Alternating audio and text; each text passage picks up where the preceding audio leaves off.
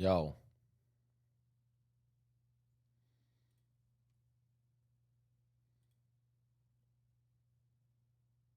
Yo. What's up, chat? Hello, hello.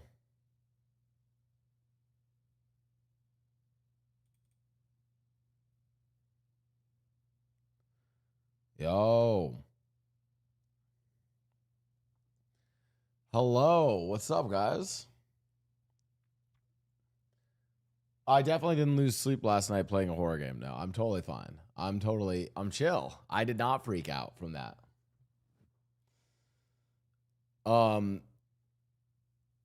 Wow.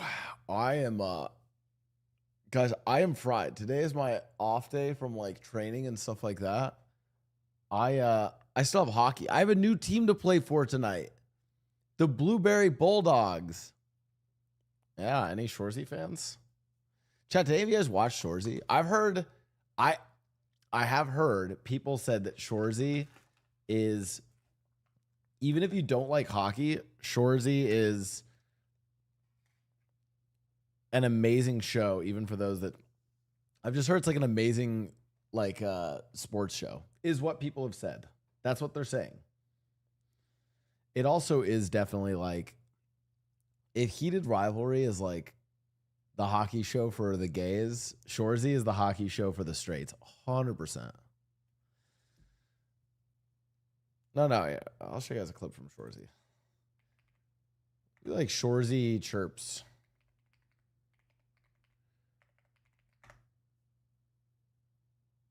Oh, yeah, when he chirps Corey and Liam. Here we go. Regular season league record only blowed in playoffs. Must sting. Little bit, Core. Any regrets? My only regret is not serving my country. Oh, yeah? Yeah, and I think about it every time I go to war on your mom's ass. Fuck you, Shorzy. Fuck you, Liam. Your mom carved her initials into my bed frame. How am I supposed to explain that to Corey's mom? Fuck you, Shorzy. Fuck you, Corey. Your mom likes me like she likes her Caesars, stiffing on Sunday mornings. Liam, did you know your mom calls her mid or wet wallet? Better tell your mom to go get checked out. I saw Corey's mom last night. Now my dick feels like it ate a pack of Halls. Liam, every time I hit your mom from the back, it sounds like someone running in flip-flops. Oh, I'm so mad at your mom right now, Corey. She wanted to role play as a dog and master, but then killed the mood when she dragged her butthole across the carpet. Go play. That's diabolical. That's fucking diabolical.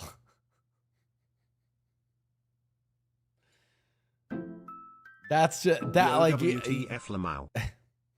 That's just, that wanted to role play with your mom as a dog and a master, but she killed the mood when she dragged her butthole across the carpet. Like, you don't really come back from that one. You don't really Diabetic Daniel, thanks for the 15 months. Hey, to the diabetics in chat, you know what I realized? Because I've been seeing everyone, there's like a lot of content online that I actually find when I'm like, oh, like, I need to like get my, oh, by the way, side note, if you look at the jersey names, this team is called the Maple Queefs.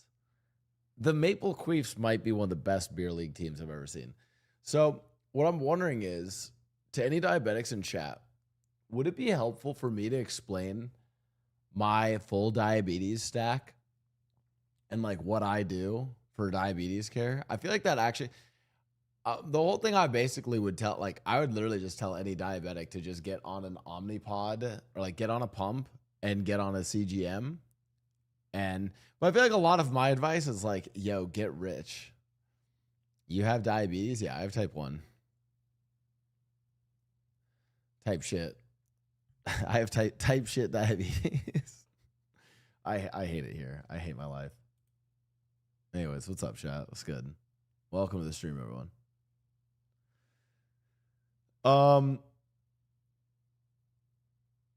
Type 1 is the worst one?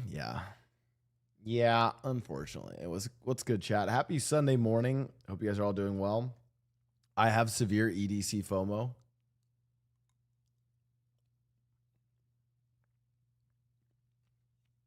I think it'd be helpful for non-diabetics so they know what they go through. Listen, I'm going to tell you the truth, though. I'm going to tell you a hard truth. If you're a diabetic or if you're dealing with anything, I used to be like this. I used to think, man, I wish people knew like the money I had to spend on diabetes care, the time and the stress it caused me. And there's a harsh truth. This is tough lessons with Uncle Blau here. No one fucking cares. No one fucking cares. I could make a video on it, and you'll see some like non-diabetics who'll be like, "Oh my god, wow, I didn't know that's so hard to go through." No one cares. No one cares, and no one will. The only people who will ever really care that you are going through that kind of struggle are your parents and maybe your lover or your kids. And even that's it. People will pretend to care, but no one actually cares. Now, the good news is that's very liberating, because what that means is it's all on you. So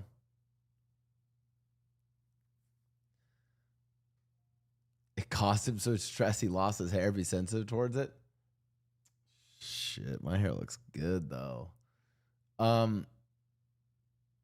Yeah, like don't get me wrong, it's like spending you have to spend hundreds of dollars a month extra. It's just like a tax that you pay, an insulin tax, right? So you pay, and it's like sometimes you just don't feel good and you're kind of always having to micromanage your blood sugar. No one cares.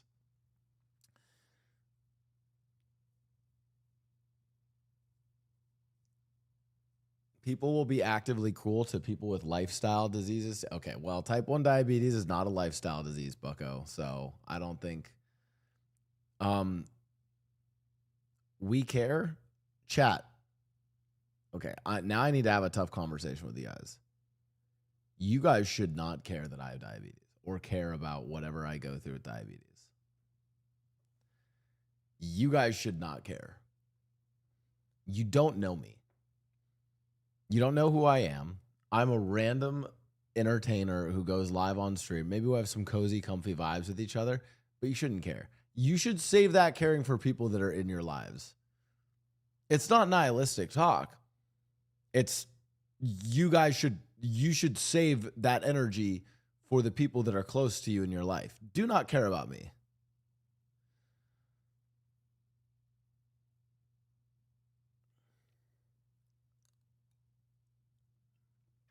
Mind you, I've been watching. I want you to know, of the viewers that watch me, obviously you can care a little, sure. I'm going to tell you guys, the viewers that watch me that should actually care. Okay? My mom, who watches my streams sometimes, and Frank. And Frank only because I'm the goalie for our beer league team, and he needs to make sure we have a goalie to play.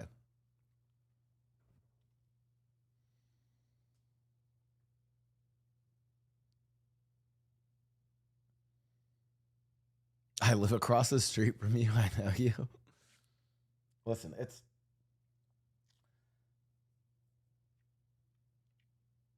you guys are welcome to care a little, but I say that as like a caution. I don't want your sympathy. If anything, I'm trying to instill in you guys a belief that you're not going to get that sympathy from other people either. When you realize that other people don't care about you and you stop being a victim of your circumstances, that's when you'll be able to actually have control over things.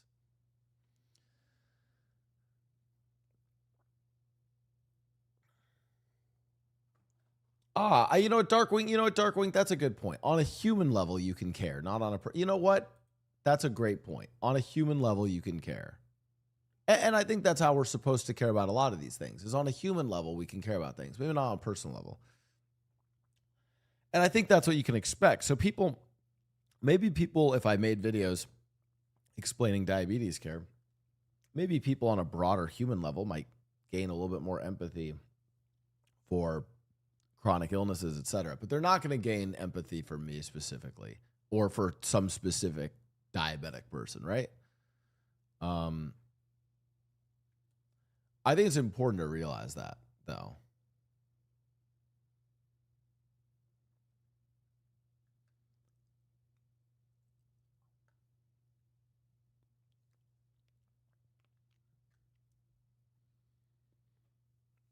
There are levels to being a decent human versus straight up not caring.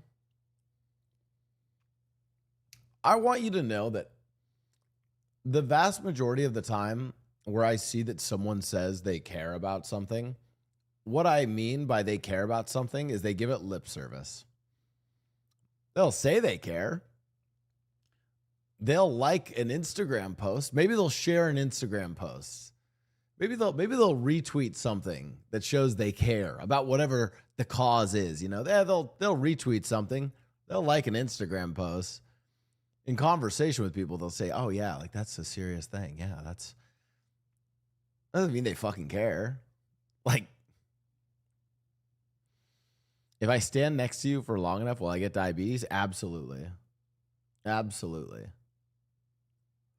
I will say to all of my friends that sent me the link to the sick diabetic armor. It's like the fucking sick new jewelry that you can put on top of your continuous glucose monitor or your pump. To all my friends that sent me that, hey, they're real ones. They fucking care. I love that shit. So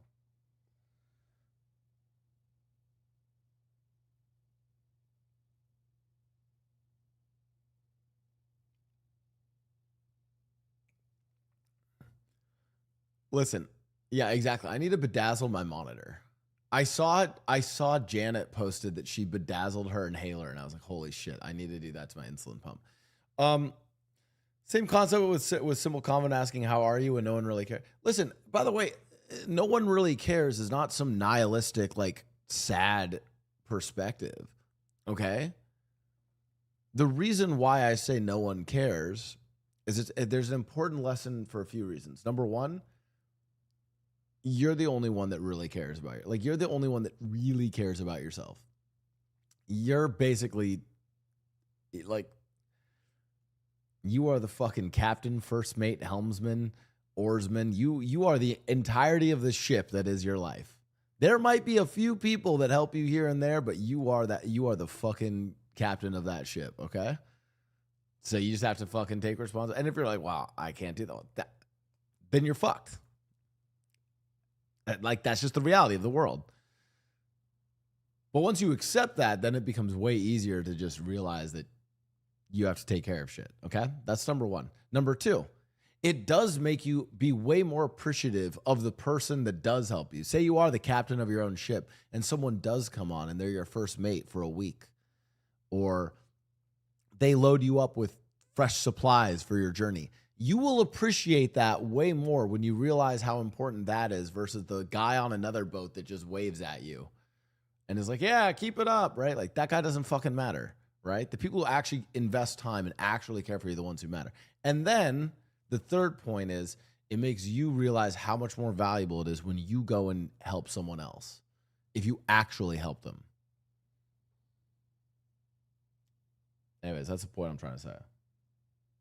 And if you think that people, like, I think people are delusional about how much they think other people think about them. No one thinks about you. It's just the truth. Except for maybe like 3 people in your life. But that's liberating, because that means no one's thinking about you, so you can do whatever the fuck you want. Odyssey 831, thanks for those 5 gifted subs, and now those 5 people will think about me today.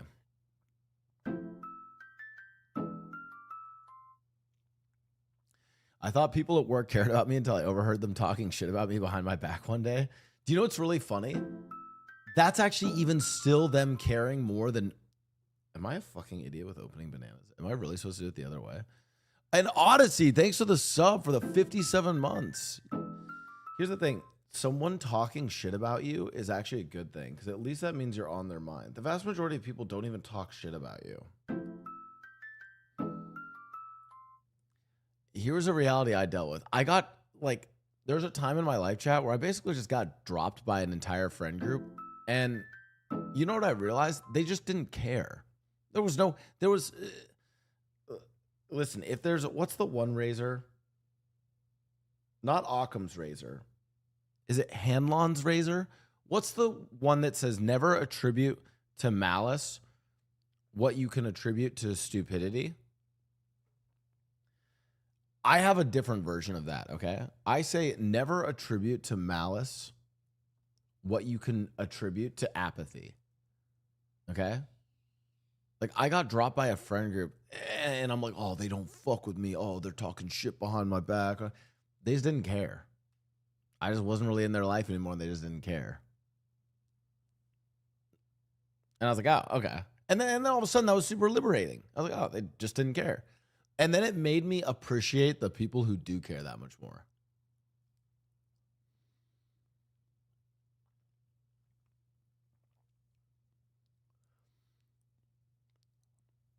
I will tell you, do you want to know something that is actually really, that is kind of like bizarre? I have seen actually, when I've posted like, for instance, when I posted like a bunch of progress pics on my fitness, I'll give you an example of like two people that I know who were like, yo, like you're popping off with this shit. Johnny is like one of those people who like actually supports and like cares about other people. And Johnny was like, damn, bro, you fucking put in work. Holy shit. And Jamie was also like, hey, why are you posting this shit? Like she responded was like, why are you posting this on your story? Post this as a main post. It's a good thirst trap. Like you should, like, don't put this just as a story. Put it as a main. I was like, oh shit, thanks. And again, this is like one of those where like you realize that there's some people where they'll actually, you know, and even if it's just for a fleeting moment, even if most of the time they're not caring a thing about you, when you do come up, they'll like actually celebrate your success or shout you out. That's awesome, right? But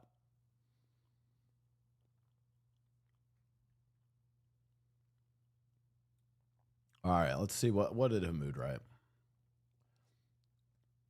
I can tell you this, even if it may sound sad, when I was going through shit with my father last year, I did find solace and comfort here. Even though it might have been a shallow message, it helped a bit. Building a genuine community that isn't bound by streamer culture is not an easy thing, but it has been somewhat achieved here. And I do think to some level, people do care here about each other, as seen by the Discord. Outside of our hardships and daily lives, we find common ground. I love that. That's a beautiful message. And by the way, for what it's worth, if you guys form friendships, and like, I've actually loved the Discord community. I love the community that we have with this stream. And if you guys care for each other, I love that. To be clear, I mean, don't care about me. If anything, I'm just the monkey that claps his hands that brings you guys together. And then if you guys actually find that you care for each other, that's great. That's why that's why I've told you guys, I care for chat. Not any one of you specifically, but I care for the concept of you all as a community, which I've tried to foster and be as a good community. So, beautiful. Love that message. Incredible. Can we come together and shit talk behind your back in the Discord? Absolutely. I think I'm immune to people shit talking me these days. I've heard, dude. Chat, I want you to know there are some laughable. There's like laughable shit that I've heard about people shit talking me. There's some funny shit.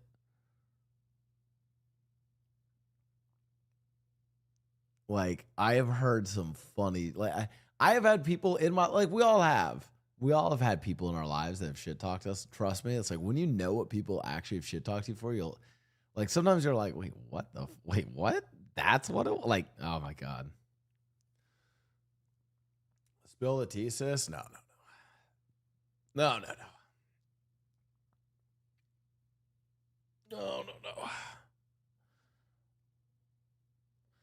Honestly, I'm on Twitter. The worst stuff I see about Blau is so much. Dude.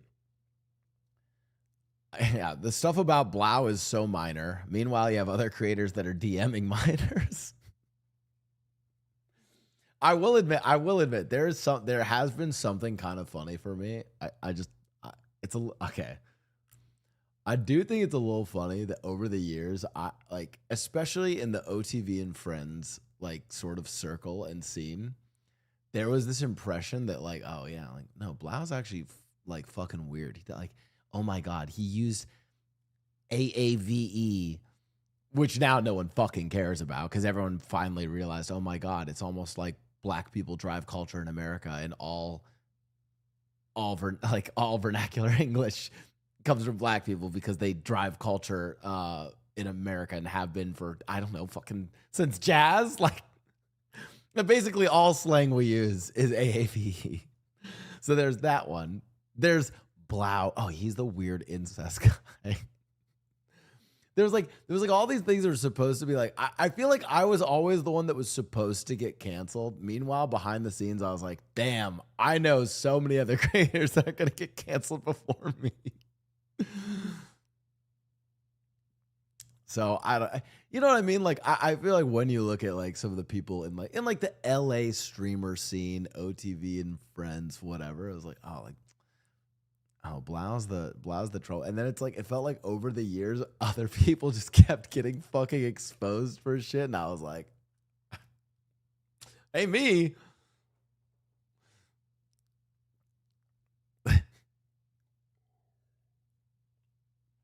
The Blau fall off needs to be studied. Shit, when did I fall off? Oh my God. Wait, did I fall off? Oh, shit.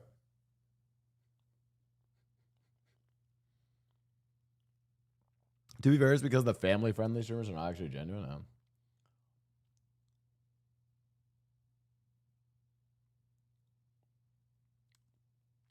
Anyways, I bet, yeah, it was probably Lily that started it all.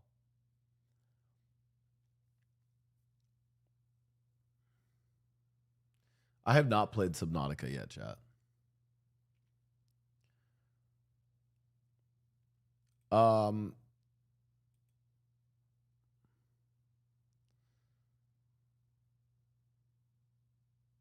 And then there's the ones that become villains in corporate media. Yo, I will give dude, listen, we got to give Hassan some props. Hassan's like, bro, he's got mainstream haters now. I had some wait, there was a clip of there's some viral stuff from Hassan that I wanted to give him feedback on.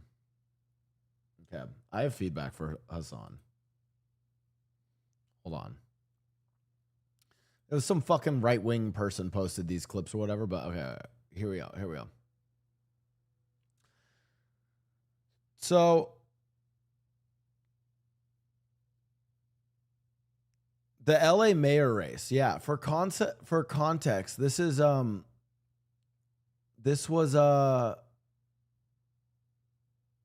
Nithya Raman, who's in the race for LA mayor. I have feedback for Hassan on this, okay? I have feedback for him. In your 2020 DFI LA questionnaire, you said you don't support boycott, divestments, and sanctions, BDS, and that you support Israel's right to exist. Has your stance changed since then? And do you believe Israel has a right to exist in its current form as an ethno-state that's currently being investigated for genocide at the International Court of Justice? You know, I don't think he should ask LA mayoral candidates this. I don't think he should ask them this. You know what I mean? Like, okay. This is going to sound fucked up.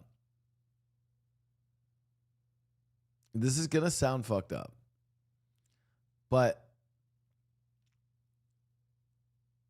I feel like, let me put it to you this way. I feel like the Hassan is going to get these like a progressive candidate or a left-wing candidate, like someone who a lot of his supporters would actually support, or who within the context of the race, and I don't know everyone in the LA mayoral race, but I know there's like 2 like fucking chuds that are in it. Or is that the governor race? I know there's at least 1 chud in the mayoral race. For all I know, Nithya Raman's actually a really good candidate. I don't know, actually. But so here's the problem. let's say you have like Nithya Raman and then some fucking chud, okay? The chud is not like some chud's not going to go on fucking Hassan's stream. So Hassan's not going to get to grill a chud, right? But instead, he's going to grill a progressive candidate who might not check all of the like purity boxes on a given issue. You know what I mean? Spencer from the Hills is running.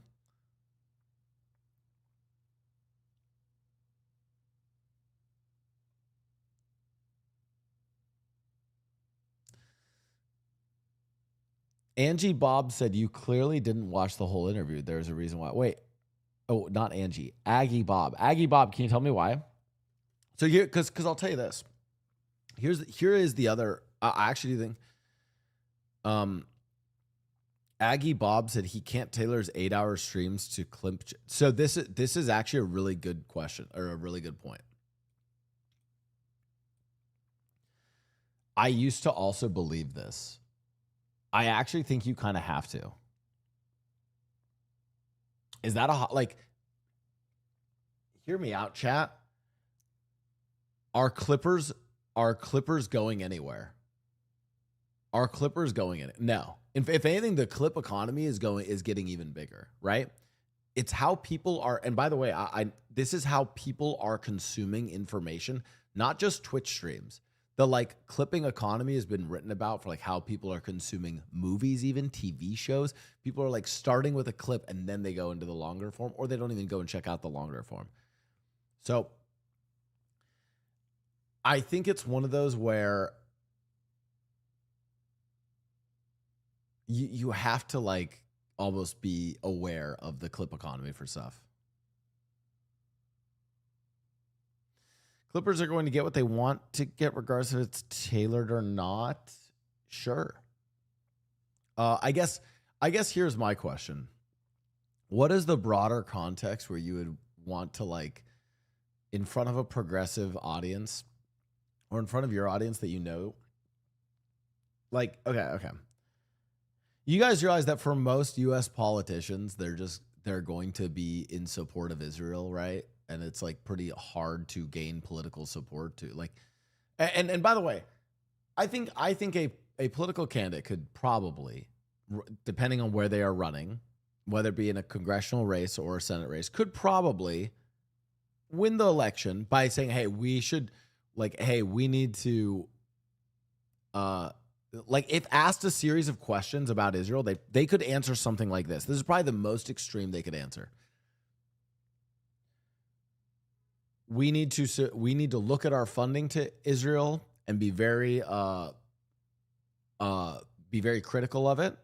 We need to demand that Israel stop the military,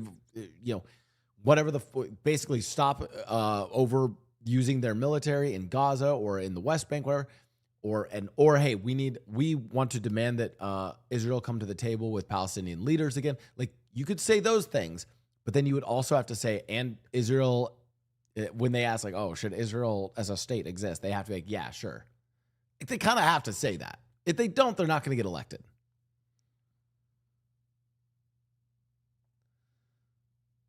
I'm curious. Actually, I forgot. What did Zoran Mondani say about what did he say about Israel? I guarantee he said we need to be critical of Israel, but he definitely still said that he supported Israel's right to exist. Zoran said Israel should exist as a democracy. Yeah.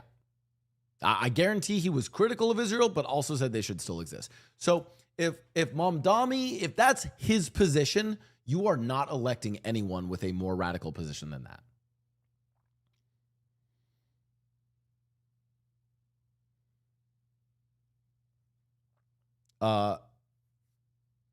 So Aggie Bob.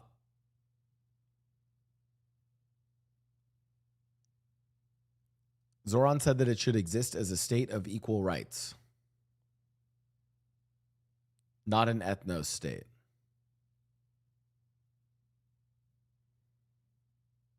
Having a right to exist versus a right to exist as they are now are different.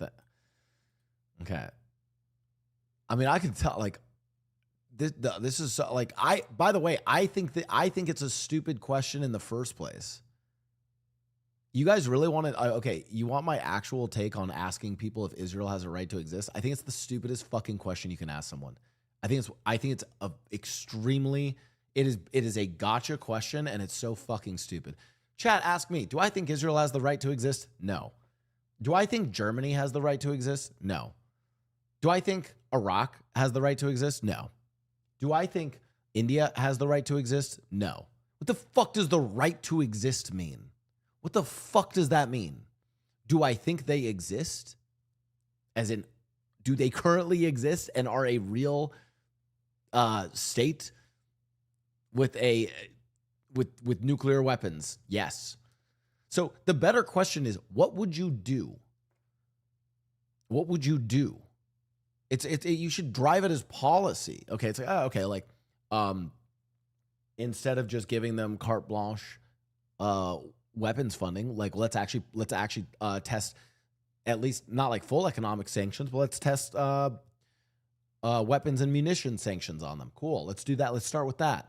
And then if they're still overusing their military in the region, then we can look at others. Like, you know what I mean? Like, you can give me real policies, and if you really believe that they shouldn't exist as a state, cool. Then you can say that we should move the Atlantic Fleet outside, like off the coast of Israel, and that we should destroy their government. Right? Yeah, I'm like, I'm serious. Like, tell me what you think should happen. Did the Holy Roman Empire have a right to exist? No. Does Canada have a right to exist? No. What does a right to exist mean? You see what I'm saying?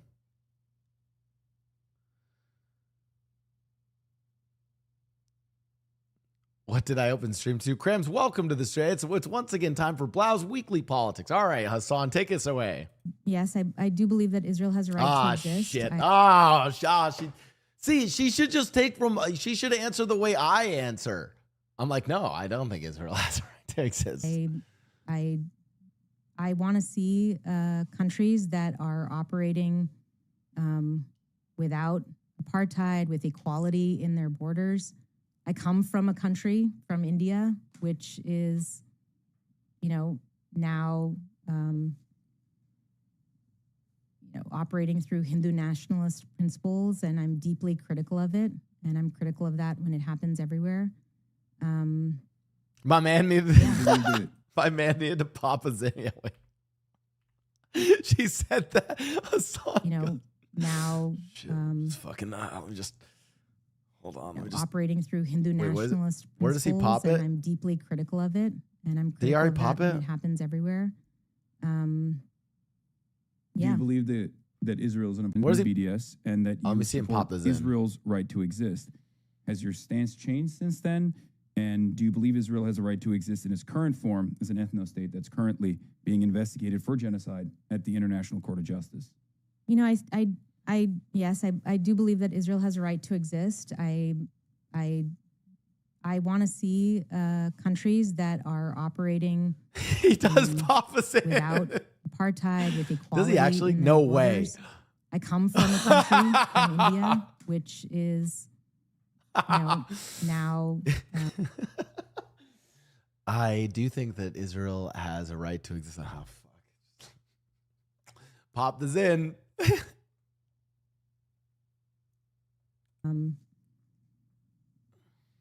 Operating through Hindu nationalist principles, and I'm deeply critical of it, and I'm critical of that when it happens everywhere. Do you believe that Israel is an apartheid state then? I think that it is. Yeah, I think that they're not treating people fairly. That they're treating people unequally. I do believe that, and I'm critical of that. But yeah. Okay.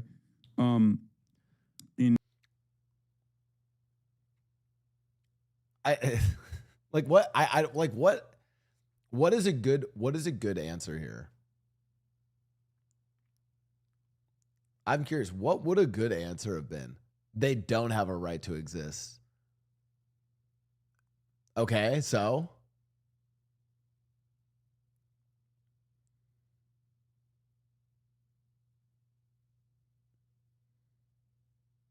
it's like, so what do you do? Show me Zoran's answer, actually. I want to see how he In did. February 2024, By the way, this is a fucking sick poster, by the way. the SALA censured you for accepting the endorsement of Democrats for Israel LA, a group that has openly opposed a Gaza ceasefire. Knowing what we know now and seeing the videos of Gaza in ruins, do you disagree with that endorsement? Would you still seek it out at this point? Has your attitude shifted? And I think that's actually that's a fair thing to listen. This is just one of those where I think that's actually a fair, like, that's more of a like specific support and policy thing. I like that he grilled around that. But the problem, here's my problem. If I'm a progressive, I just then don't know if I want to go on a side street. if so, why? Yeah, I wouldn't seek it out now, and I've spoken out against the violence in Gaza. I was the co-author of a ceasefire resolution at City Hall. Never was voted on, but I co-authored it and put it forward. I was actually the first person to talk about the violence against Palestinians in the building, and I remain deeply, deeply concerned about the violence across the entire region. That being said, I do want to acknowledge that being mayor, my role is not one that has foreign policy, power. It's really one that is about Angelenos and making sure that Angelenos are safe here, that we're pushing back against anti-Semitism and Islamophobia, both of which have increased in the wake of what's happening. I think this is the role of the mayor. Was my role as a council member, and one that I'm very focused on. And I want to make sure every person across Los Angeles we're called Angelenos? feels safe. Kind of sick. It's working out well for other House and Senate candidates that have gone on. I will say this, and I like that Hassan's like wearing the suits and like trying to be. It's like if we. By the way, two notes. What did I text Hassan? Less so this suit, by the way. I want to be clear. I don't know if I like him in this suit. What did I text him? I texted him this recently. I said, I'm going to expose the DMs. I wrote, I want you to know your takes are terrible, your opinions are terrible, horrible, yada, yada, but damn, if I wasn't influenced to get better suits. I will admit, he's been kind of rocking the suits recently. I'm not going to lie.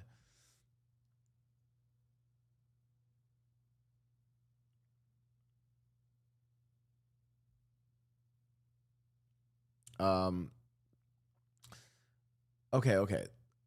As a Democrat, so here was the thing. As a gay man, I would never ask a Democrat in the 1990s if they believed in gay marriage, because their answer, no matter how they answered, would be politically bad for them. I'd find out their stance other ways. Where was Zoran's? I believe they have a right to exist if they follow international law and stop apartheid, not how it's currently constructed. That's probably a better answer. The only problem is, under those same definitions, China's an apartheid state, right? And they don't follow international law. So like you'd have to be consistent with and the United States. You could also claim the United States is an apartheid state and also doesn't follow international, right? Like you could go through any number of different countries and find that issue. It's why the idea of does it have a right to exist, I think is a silly question. Don't do whataboutism. But yeah, that's the okay. If not whataboutism, how about what about do you actually do? So if I ask a candidate, do you think that Israel has a right to exist? And they say no. Okay. And what? Chat still hasn't. And by the way, you guys still have not given me. I can tell you what policies I would support, but I don't know what you want.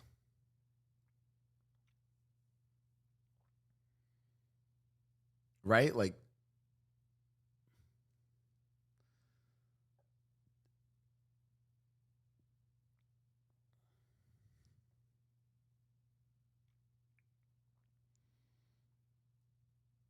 monthly APAC stream chat.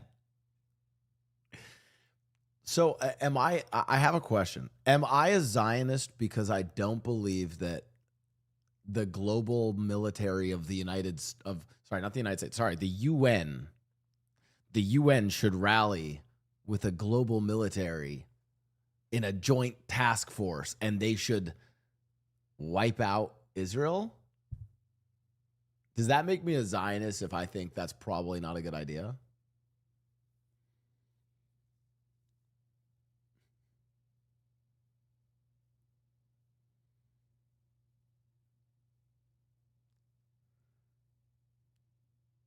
Bro, what are you saying? Well, I'm asking a question.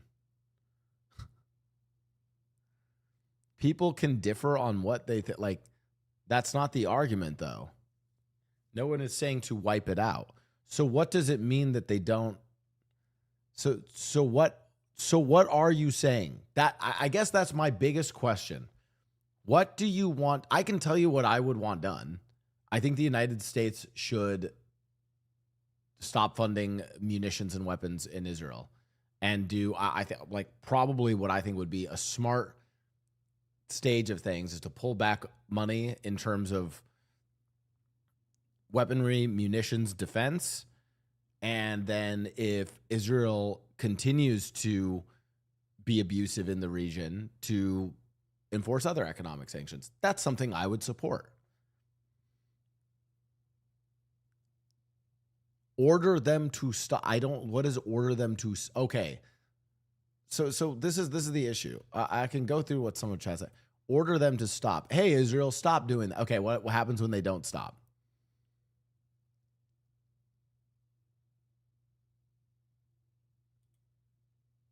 Okay. And then this person said one state, equal rights. Okay. How do you enforce that? They would have to.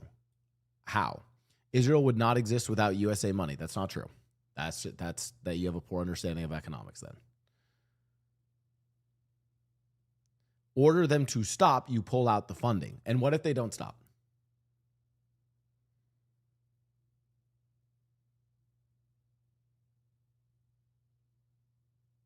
Kidnap their leader. Okay, we kidnapped Benjamin Netanyahu. Okay, cool. And now all of the other right-wing hawks that are still in power in Israel. Cool. Okay, so we've kidnapped Benjamin Netanyahu. We've cut off their funding, but they're a fully self-sufficient economy. They're a pretty massive economy. They have trade partners throughout the world and throughout the region. Okay, so what now? What?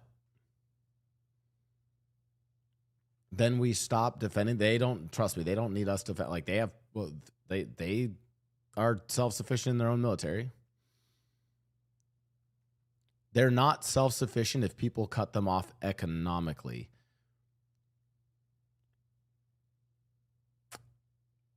What does that mean?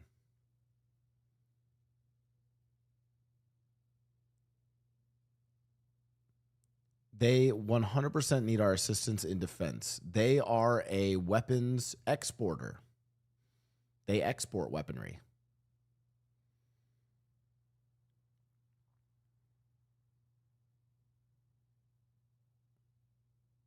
Yeah, India does more. Like, you guys realize they're on the other side of the world, right? Their trading partners are not entirely the US.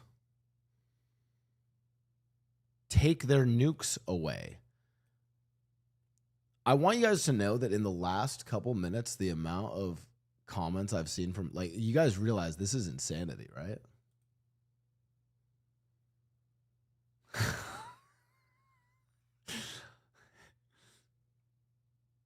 Look at how apartheid South Africa. Yeah, Crams, I'm going to show in a second. Okay, I'll show it just for you.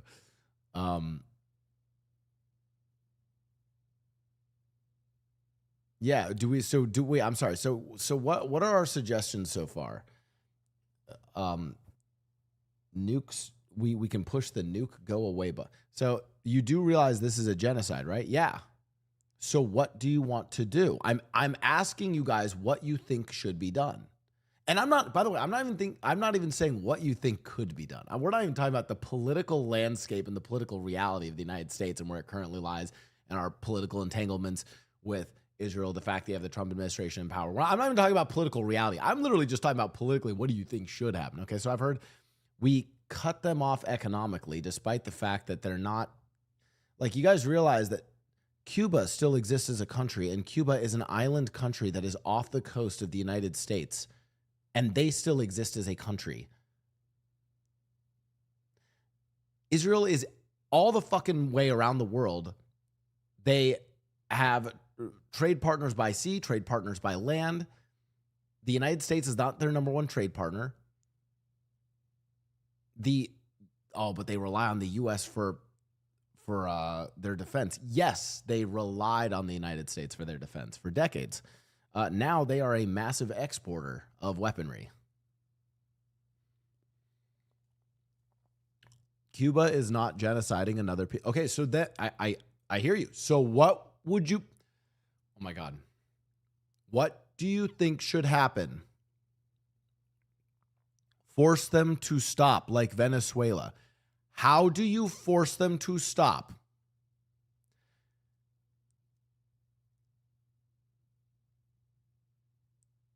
It's not the same. I agree. It's not. So what do you do?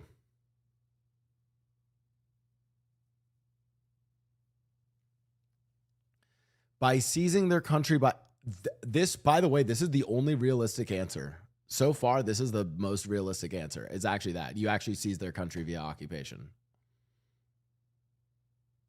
Yeah. Okay, cool.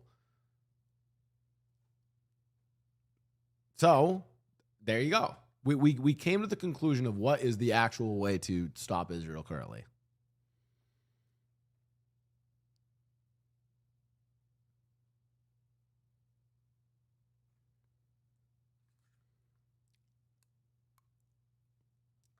Now, does that mean that there's not things that can help the situation?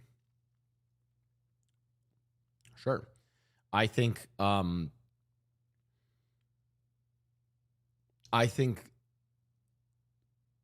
whether or not you go the full route of sanctions, but then again, if you go full on sanctions, you run the risk of Israel then going and aligning with other allies in the region and becoming closer with them.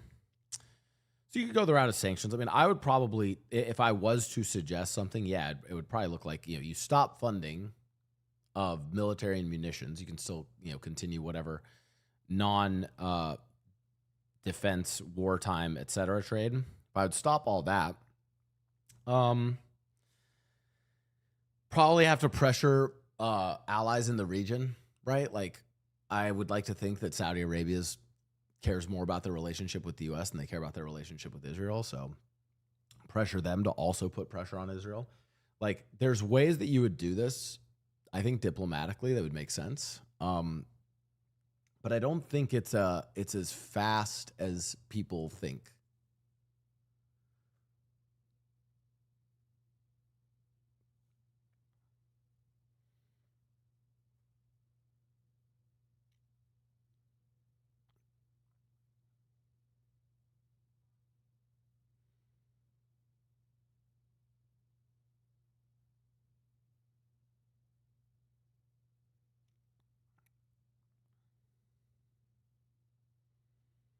Then you have to arrest the members of the government that forced the apartheid to continue.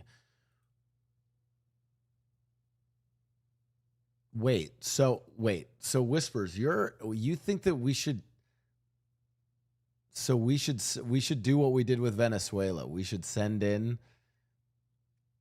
Delta Squad to arrest Benjamin Netanyahu and his entire cabinet. Not just a single guy. We should try to get like the entire cabinet and abscond with them in the night. Of a country that can actually, you know, let alone, I don't really know the logistics of how we get into Israel. I don't know how we would do that because I'm pretty sure they have better defense than Venezuela. But you know, let's entertain this. So we go do that, and then what happens? Like,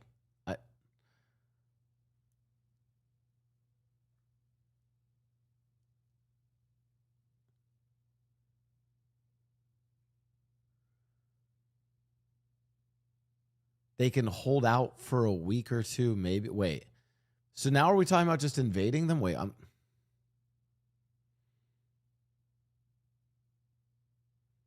So when we sanctioned West Bank settlers who had committed violence against the Palestinians,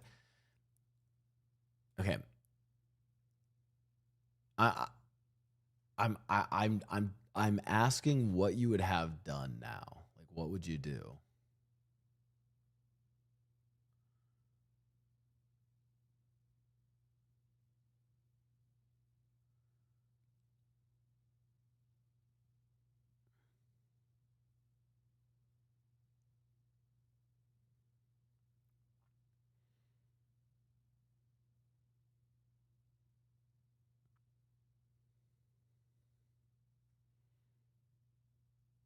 Occupy them, kick them out, deport the dual citizens, bring all the Palestinians back, call it Palestine, GG world peace.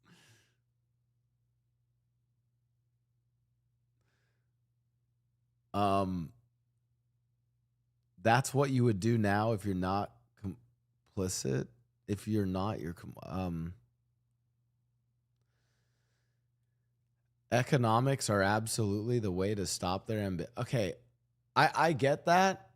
I get that, but I feel like that's like economics. You know, I feel like I'm in like middle school trying to like describe. I'm like, this president focuses on education. This president focuses on the economy. And if I write out economics is how we will undermine Israel, it's like, okay, what does that look like? You know? The UN don't ever write the UN. Don't write the UN. What the fuck do you think the UN does? What the fuck is the UN? Realistically, I'll tell you guys, realistically, you can stop the state of Israel right now today. And the way you would do that is the United States invades them. That's how you do it.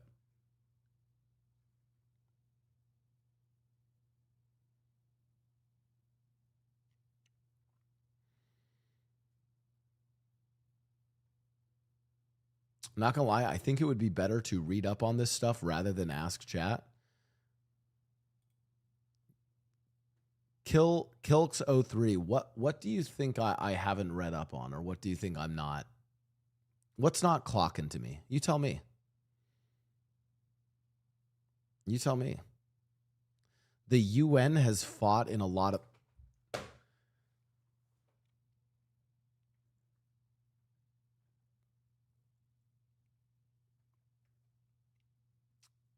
Oh, God, the UN.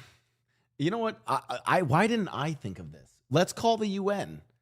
Let's call... The UN could stop Israel. Why has no one thought... Guys, someone tell the UN to tell Israel to stop. Israel will... Because it's the United Nations.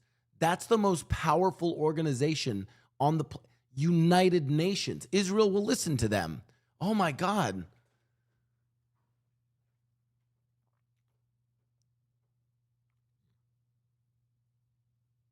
Kilks03 said it would be better to read up on this stuff rather than ask chat.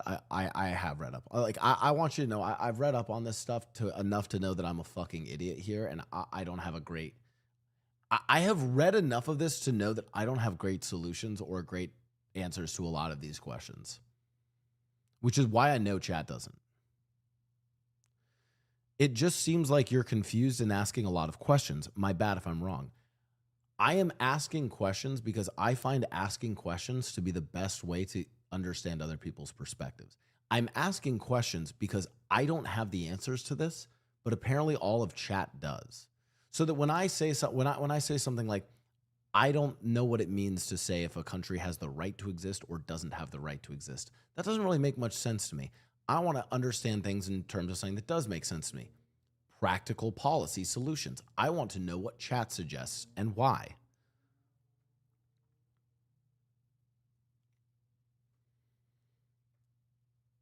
I don't think just because I'm asking questions doesn't mean I'm confused. I'm asking questions because I want clarity or because I want to understand what chat is saying.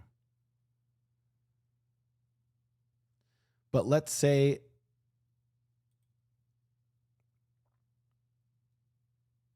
you're asking what if it becomes a Nazi Germany style scenario, if I'm not mistaken? No. I am saying a lot of people think that that is the case currently. So what would you do? I am genuinely asking, what do you think politicians, and I'm not even, we haven't even touched on the political landscape of the United States to even discuss if it's a reasonable position to go into the fucking into a congressional hearing or go onto the fucking Senate floor and be like, guys, we need to cut all funding from Israel and like see if that's a tenable political position to have. Like, ignoring that, I'm asking what you would reasonably want to do in this situation.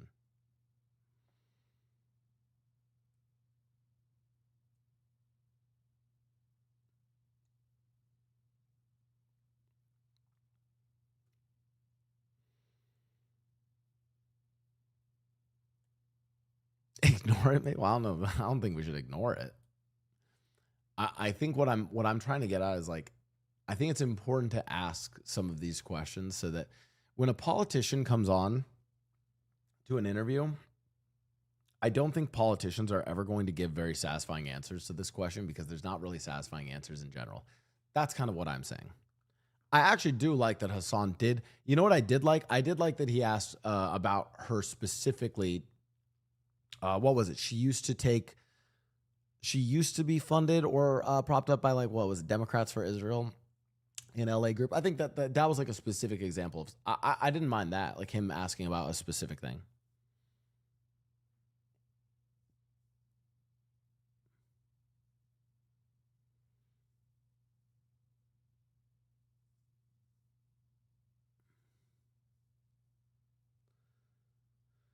Woo. Anyways, chat, welcome to my right-wing grift.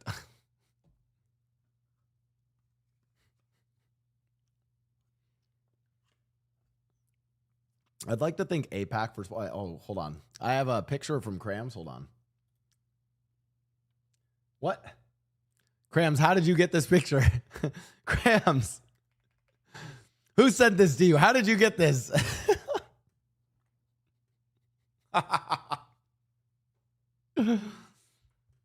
Oh my God. Oh my God. Guys, I think it's AI. Listen, I've told you guys, I've had like, I think I've had a pretty consistent take on Israel. I'm extremely critical of Israel. I also understand that they have nuclear weapons. Like,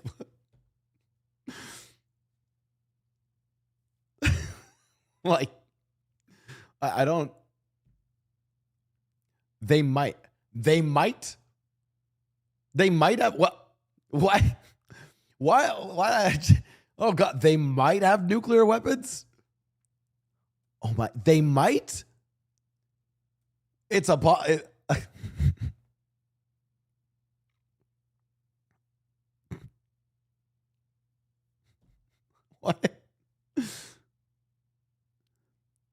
Famously, they don't have anything official.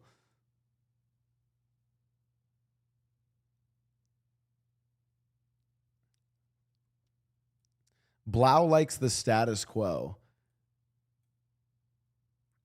Well, sure. Sure. If my other option's nuclear war, I'll take the status quo. Give me the non-status quo. Schrodinger's nukes. Hey, you know what? Let's find out.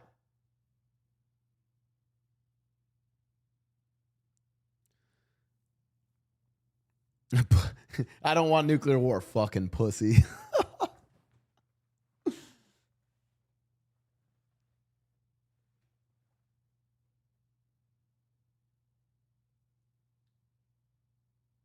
I'm sorry, what was the question? I don't even know. I don't know what the question is anymore. Oh my God, yeah, let's just give everyone fucking nukes. If everyone has nukes, there's no problem.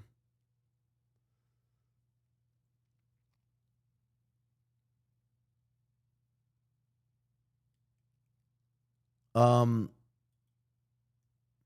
my God, let me open up the clip queue. Guys, what if, you know what I think the United States should do? We should just get everyone to give away their nukes. What if we just, you know what, guys? What if we did that? What if we convinced Israel to give up their nukes? Oh my God.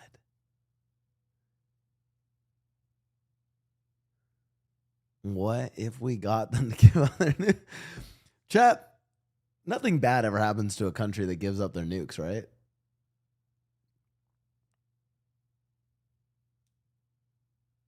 Yeah, let's do the trade-in program for nukes.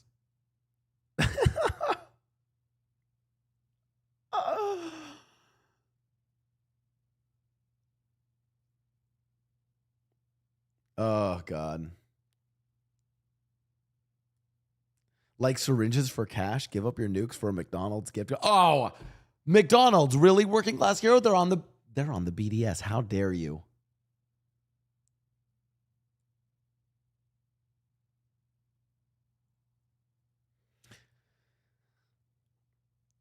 Countries will just make more powerful weapons. Yeah, super nukes. Super nukes. Every country should get one emergency nuke for self-defense. I wondered, Chad, have you guys read, like, you guys understand, it's not the nukes that matter. Nukes are a dime a dozen. It's delivery systems and second strike potential. Guys, having a nuclear arsenal was so 1950s. You guys need to catch up on your nuclear deterrence theory. Having nukes, that's 1950s shit.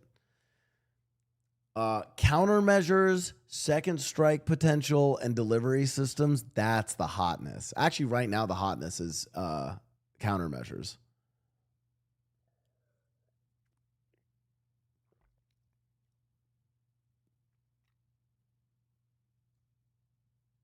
What was the movie that was saying we should drop tungsten rods from space? Yeah, you can't do that. I mean, technically kinetic weaponry would still be the strongest weaponry.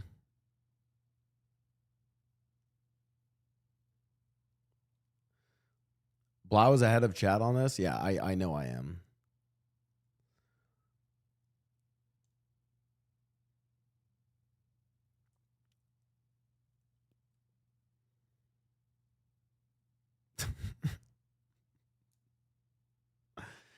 Last night's game was great. True.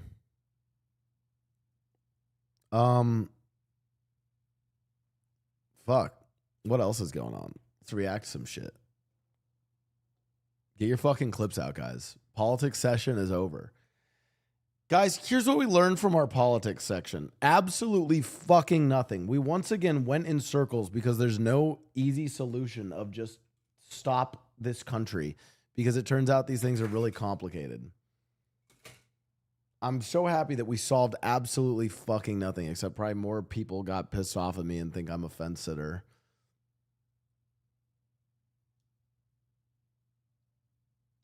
Blau, I brought French fries from McDonald's. Now I'm waiting for a missile to hit him. You guys fucking suck. A McMissile.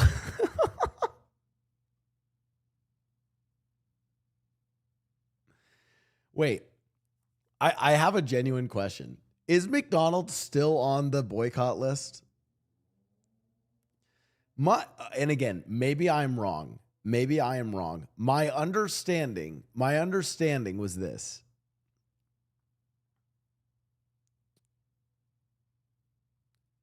After the October attacks, McDonald's in Israel were giving out free Happy Meals or free meals to the IDF or something like that.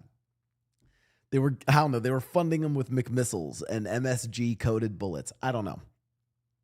But then, because that pissed off a lot of people, McDonald's corporate said we're taking back these franchises because they were franchises. They were, what's the word for it? Where it's like they're allowed to use McDonald's branding and all that, but they're actually owned individually by people within the region. And then McDonald's corporate took them back.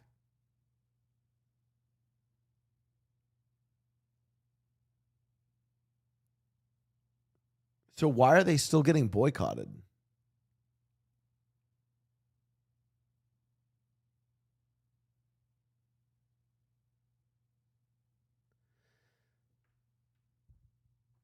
It tastes bad. Bro, I mean, guys, I'm telling you nothing. I'm a Big Mac kind of stuff. Why is McDonald's still on the boycott list? Are we still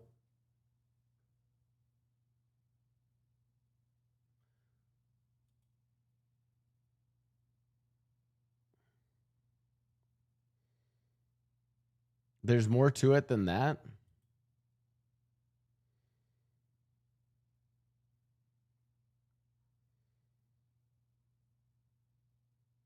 Yeah, it was regional franchises, such as McDonald's Israel donating free meals to the Israeli military.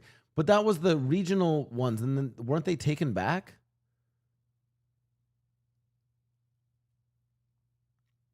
So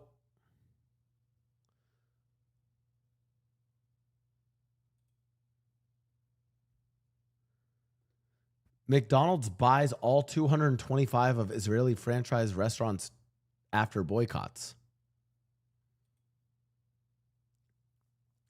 McDonald's has been subject to boycotts since franchise Alonial announced it would donate free meals to the Israeli military amid Gaza war. McDonald's has said it will buy its 30-year-old Israeli franchise Alonial, taking back ownership of 225 outlets. Okay, so the U.S. fast food chain was subject to boycotts and protests because they, after the October 7th attacks, they are donating free meals. McDonald's is a global company, but its franchises are often owned locally and operated anonymously. Its CEO, Chris Kopensky, said previously the company has seen meaningful business impact in several markets in the Middle East and some outside. Okay, so the boycott worked.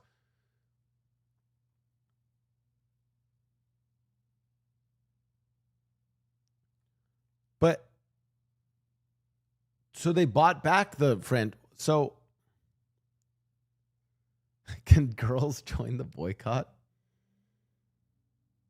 So, why are they still on the boycott list?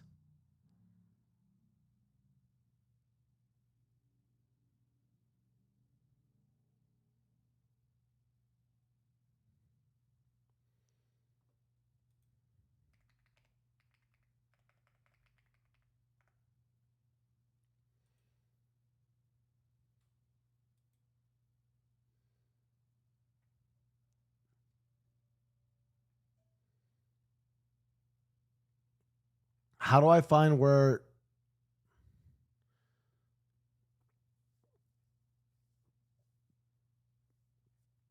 I seen their logo on here? Where are they?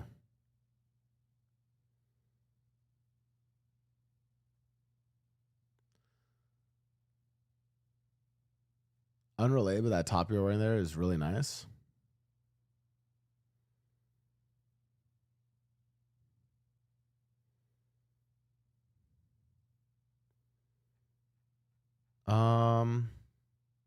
Well, I see all of these come. I don't see anything about McDonald's. Disney Plus.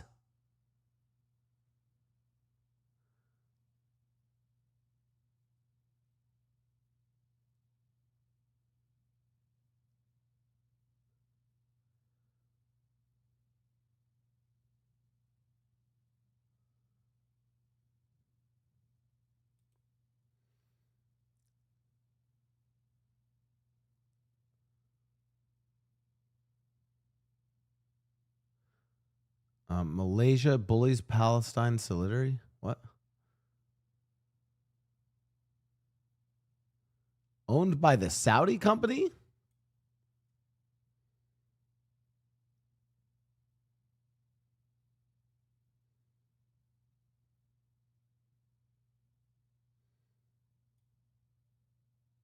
Okay, the Malaysian government is strongly endorsed. What?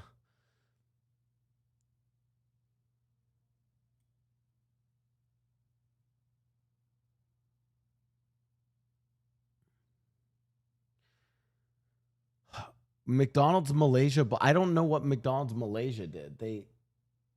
A solidarity group advocating justice and equality, accusing it, seeking but why are they seeking damages?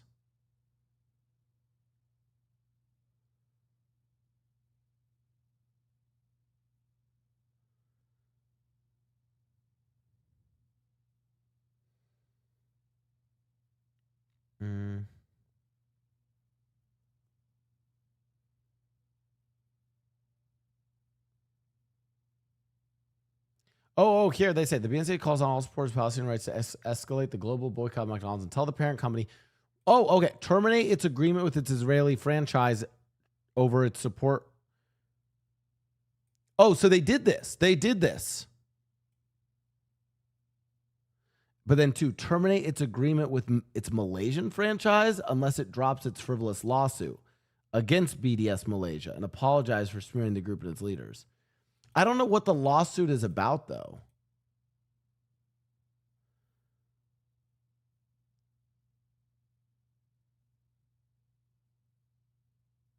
Okay, here, which is not launched this campaign yet because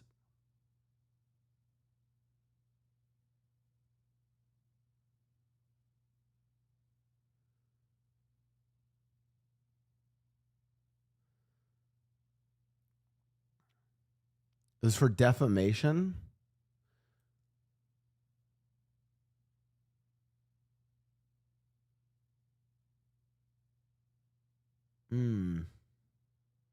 Okay, so I can't. Okay, so chat. No more Big Macs until they settle things with the Malaysia franchise. Okay, but hey, at least the big one, number one, they did. So, okay, does that mean can I order like fries and a drink, like just not a Big Mac? No, can't order from McDonald's anymore. Not even fries? No, okay, never mind.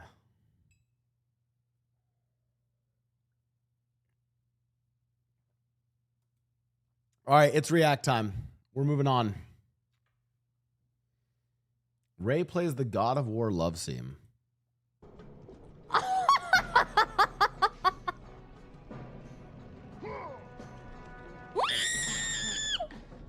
Don't go yet. We'll have to do the mini game right.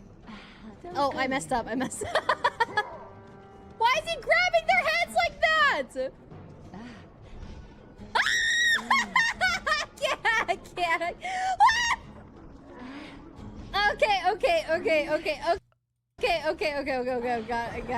Got it. Oh, that. As a side note, I just want to let you guys know. And I know that this is going to sound like bullshit and that I'm lying here, but I actually did have a threesome with 2 girls once. And I want you to know this is what it's like. It's literally like a series of QuickTime events, but way more difficult. It's way hard. It's like, cause like, okay, first of all, I don't know how to pleasure one woman, right? So now I have 2 women. It's like trying to like solve like a fucking Bop It and a Rubik's Cube at the same time. So I'm like fucking spin the joystick here, fucking DJ on the fucking here, and then I'm like fucking, it's really hard. Okay, it's actually very difficult. Physically strenuous, mentally taxing. I don't recommend it. Yeah, actually, and great point. At least the Bop It tells me what to do. The women don't tell me what to do. And I don't know how to QTE myself to the clit, okay?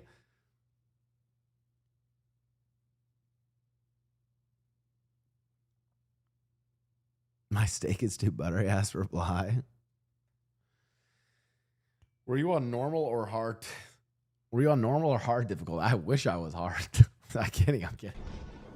I'm just saying this shit's a lot harder than you think. I think that there's like, and maybe video games, maybe God of War is a great example of what we thought was like spam AoE foreplay. I think there was always this idea that like, yeah, fucking threesome, like you have 2 girls at once, you're fucking, dude, it's so fucking hard. Oh my God. It's some of the hardest shit Okay, ever. okay. Got it. Oh, okay. Did I win? Kratos makes it easy here. You get XP for that? Okay, goodbye. Oh my God! That is the most explicit thing. Well, I don't think it was that explicit. And she's off. Emeru is being followed by a drone. Her first time doing this. She's done a lot, folks. She's done a lot in her lifetime. Again, #1 female on Twitch. She's in Forbes 30 under 30 for 2026. So she's done a lot in her young career, AJ. But Redbox Soapbox looks part fun. of this Red Bull Soapbox LA 2026 is going to be up there on the accolades, especially as she's navigated this with so much ease. We're coming up to the freeway. This split. is She sick. Flying, taking the 405. It's been a minute since somebody's faced the traffic on the 405. She did really but she well. made it look like there was none whatsoever. Oh my God, she has a Kirby. It's a. She's brandishing a violent weapon. She made it look like there was none whatsoever, and there she goes. Finished in under 40 seconds. Well done on the time there. Yeah, she make it across the. I want to see them do the Red Bull ones where they do the like flying ones. You guys know where they like have to like they launch it off the ramp and they have to like try to fly, or the boat ones. They might have seen that. They saw it. They saw it. Fuck, that was a mistake. Can you TP in, Squeaks? TP here. TP. And then just go crazy. Use everything. That was a mistake. Our courage must never waver. 5v4. Fight no matter what. We're fighting no matter what, even if they get it. Nice! Squeaks, you won the game! Squeaks, you won the game! You won the actual. Oh my God! I Push can't mid, believe that push fucking mid. happened. We have to push mid and push, and we can end just mid. I think we have a full minute. We should win. Wait, Squeaks, that you won the was game with that. amazing. You genuinely won the game with that. You actually won us. You genuinely won the game with that. Oh, thanks, You guys. won the game by. Oh, he said, "Wow, thanks, I guys." don't know how did you do it? How did you do that? What did you do? I don't know. This game fucking sucks. What can I say? Dude, you won the game with that. You played so well this whole game. Push and win. Push and win. Dude, what an answer. What a fucking ball. I don't know. This game fucking sucks. What a great answer. Bro, under all federal investigation, I hold no here. I am a separate entity to this whole organization, and if there's any investigation, I know right now. Hey. I already knew it was gonna get shut down. Hey. Did they get swatted? Why do they have a police helicopter? What the fuck? Why did they pull out Air 1? Why am I calling it Air 1? I like how Arky's making some testimonial about how he's not like... Yeah, Erewhon. Hailey Bieber smoothie. What is the context of this? Yeah, pull up. Bro, I'm not gonna lie, we got a 3-star on it. Y'all remember that shit you threw for that's like Santi's a 4 or birthday? 5 I think it was Santi. Yeah, flying. Remember that shit? From that to this? Fuck it. Fuck it, bro. Hey, jump. Hey, 10K fine. We got a 4. Wait, 5? Habibi. All right, bro. We got like 4 stars on us right now, bro. What's up? Hey, fuck it. Hey, let's keep drinking. Bro, wait, hold on. I didn't know that. The helicopter is 4 stars. Dan, if you're watching this video, it's highly likely that I am now dead. I want you to know I love you very much, and I would have done anything to see out this next decade. But I have officially decided I didn't want to be there anymore. Dude, I can't. I couldn't do it. I decided to come to the year 2020.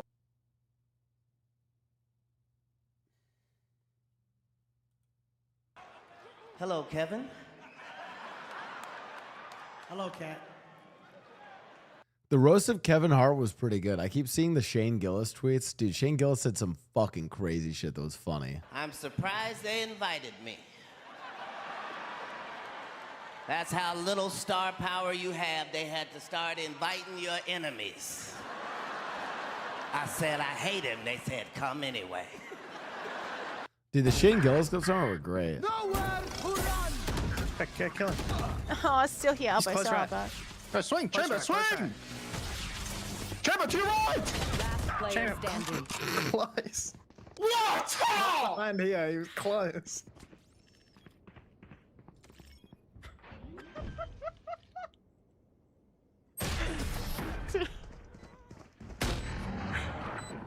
I forgot how much I hate Valorant.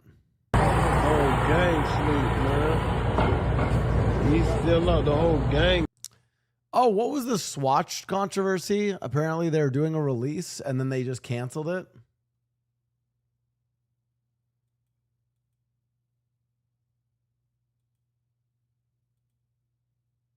What was the whole Swatch thing, chat?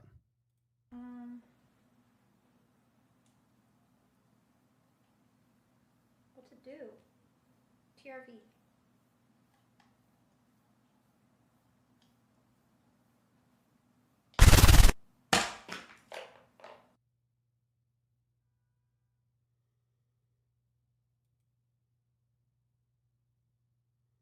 That's sick. Fuck, I need to do pre-recorded bits for stream. That was awesome. You know, I did want to watch whatever the new OTV video was, even though it's hella long. Yeah, that was good. I'm going to pause on clips for a sec, chat. I wanted to watch this. People are saying this was an amazing video. Taskmaster. Okay. I've been away in Canada for a while now, and I thought it's about time I checked Canada is the second biggest hockey country in the world, by the way, chat.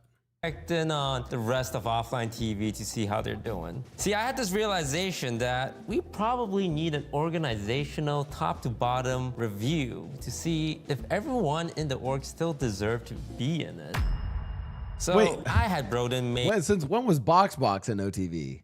Wait, what? these lazy streamers do some stupid things. Lazy? Streamers? Oh, sorry, which part was not true? The lazy part. The lazy part? Why'd you guys question streamers? They have no idea how each other did. And you may have noticed we have one non-offline TV member here. We have Mr. Albert Boxbox. Welcome, sir. Thank you. We'll be using Boxbox as a benchmark. Everyone who performs better than Boxbox are safe. Oh no. Anyone who performs below Boxbox, well, we're not gonna be seeing much of you in the future. We're gonna watch each test, and I will award points to those who are worthy. My word is final, so the contestants better respect me and say nice things about me. That'll help your case. Ooh, your haircut's looking really good. Avon's fucked. I'm calling it right now. Just, I feel like in terms of doing tasks and being nice to Toast, Avon's fucked. You're funny sometimes. -5 points from -5? Yeah. So Broden, called it. What is the first task? Well, Toast, the first task is pretty simple. They just have to melt ice, and they can use anything on the property to do so as long as they follow directions. Surely you guys won't struggle with this. Melt the ice.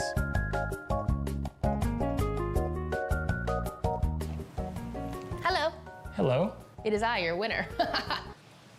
I don't know. There was awkward timing. I filled it up. I don't know why. Am I supposed to sit down? Wow, letter is so fancy. I was told to open read this. I'm gonna be honest with you guys, I don't know how to politely open this, so please excuse what you're about to see here. Melt the ice block and collect as water. You may not mix it with other water sources. Whoever collects the most water in the container wins. What container? This container? Melt the ice block, I have 7 minutes, collect water. What? So before we get started, I just want to hear, what was everyone's initial strategy? Let's start with Skara. How did you feel about the task, Skara? I was uncomfortable. Okay, so you can't put it in the oven, because if you put it in the oven, it's gonna like fucking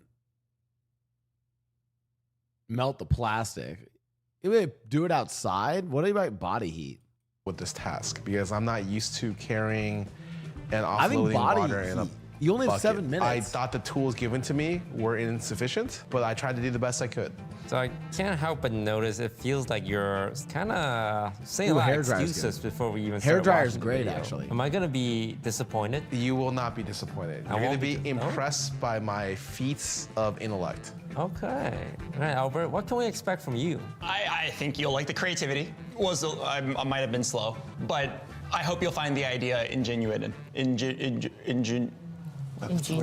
Sorry, ingenious? Ingenious? Ingenious. Oh, okay. I think you'll find the idea ingenious. That's quite ironic. I was same. I was focused on doing it the most efficient and fast way. Some water might have spilled accidentally, but I had a plan in mind very quickly. We can see if she was true to this statement because we're going to start with Yvonne and Box. Okay, well, lying deducts you points. Is there something that can melt an ice block? Why you look so stressed? Something that can melt an ice block. I mean, there's no way I'm using a sponge. That's something Yvonne would use. Excuse me, Albert! Can I do something here? Oh, I can't use other sources of water, huh? Okay, so I can't just like boil some hot water. Wait, melt the ice block and collect it as water. This. Can I go back to that house? Couldn't they have just taken the ice, put it in that pot, turn the stove on, melt it, and then pour the water back into this? Does that violate the rule? Like, does it need to stay in the container the whole time?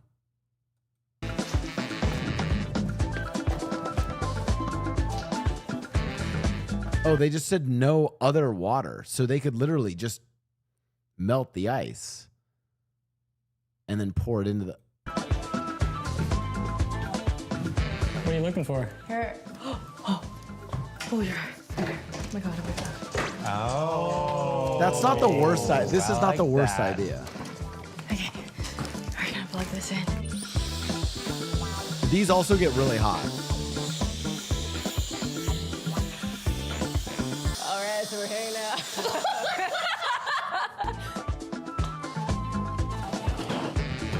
Why heat a room if you're not in it? I mean, down to give this a try. Okay, we got heat. Let's try to maximize the surface area. Looks good. And like, if you're gonna do it this way, you should also use your own hand, I think. This works passively. Let me think what else I can do. Okay, I know something. Oh my God, I should have just left the whole block of ice out here. I'm gonna move this outside because outside it's really damn hot. I was sitting out there, so I know it'll increase the speed of it melting. Wait, you guys have synergy. Yeah, and maybe I also melt it from the bottom because it'll melt faster than if I were to hair dry it from the top. Ooh, I bet the ground is also hot. If I'm last place in this, I will be sad. You got pulled on Hassan's stream already? Oh, God. Oh, God. Fuck. What did I say? Tell him I said he's cute and he's hot. But that he's going to keep getting these progressive politicians in trouble by grilling them about Israel. Okay, whatever. Listing all the nations that shouldn't exist. Yeah, none of them should exist. That's right. No nations should exist. That no nation has a right to exist.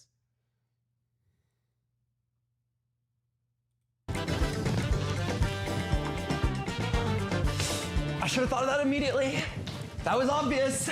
Sunday morning, rain is falling. Okay, all right. From the front and the back. If I had 7 minutes, okay. My bad. If I had set this up immediately, I think I could have made some real progress. Okay, there is a problem with this though. The water keeps spraying out and I'm losing water. That's gonna be measured later. Oh God, okay, sorry. Oh no, so much wasted water. I sprayed right, turn it off. I have a question. Would it be better to blast the air, or would it be better to like literally place the heated air dryer like on the very top? Oh, get a load of. Oh! Are you kidding me right now? I should have brought it outside, man. That should have been the very first thing I did. How do you feel you did? I think I did really good within the time frame. There's a good chance Oh, I can breaking win, it would've or been I at smart, least just too. won't be last. I think, right? If I'm last during this, I will be surprised. Well, the other thing is, I think like weirdly enough, I think it's better to like lose. Like, there's just no way you're gonna melt the whole thing in 7 minutes. So I think like it'd be better to like take it outside, break it into like a bunch of small chunks, and then just throw the small chunks in the fucking container, and the sun will just melt them that way. Okay, very similar ideas. Yvonne, how much water do you think you lost splashing it around, blowing it out? Half a centimeter. Half a centimeter of the entire bucket, because the bucket is big, long. So I think I like flew enough out that way. Yeah, it was that amount. Okay. Albert, what happened? I took too long to think about it. I think at the very end I was incredibly efficient, but to get like the tag team setup between the heater and the hair dryer, it took me like a full 5 minutes. I noticed there was a pot on the stove. Could they put the ice in the pot? They could have. Well, let's see how you guys did. Yvonne got 420 milliliters. Oh, wow. That's a good number. And then Box got 170.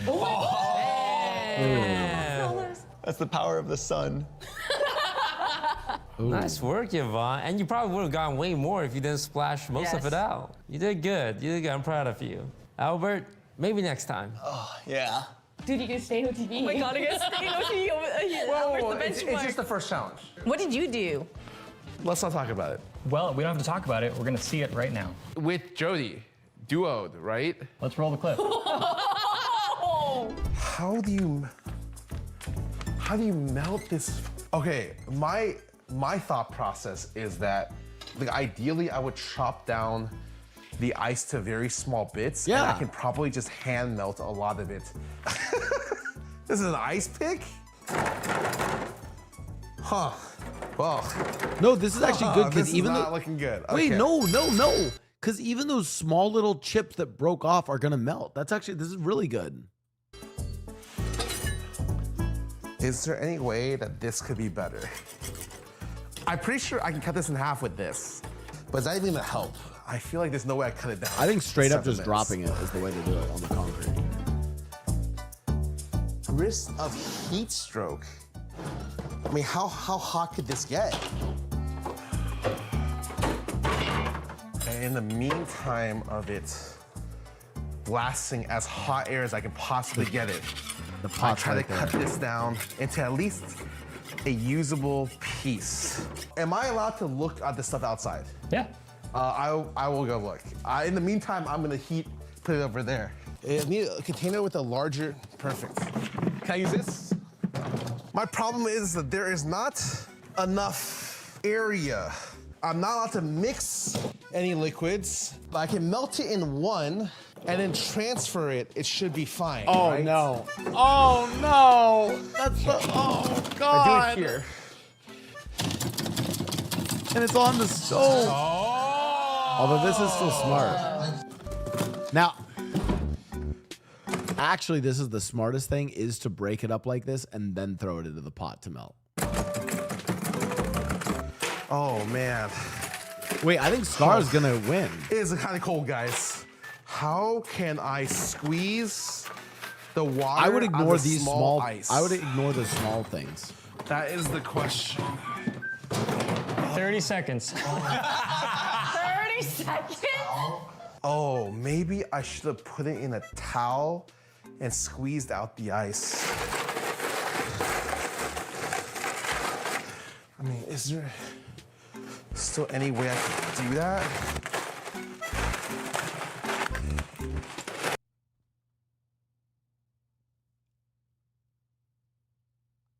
I mean, at this point, no. Why would you use you'd use your hands to like. Also, at this point, you wouldn't want to melt the big chunks. With that little time left, you actually just grab the really small pieces and just like, you can actually melt them really quickly.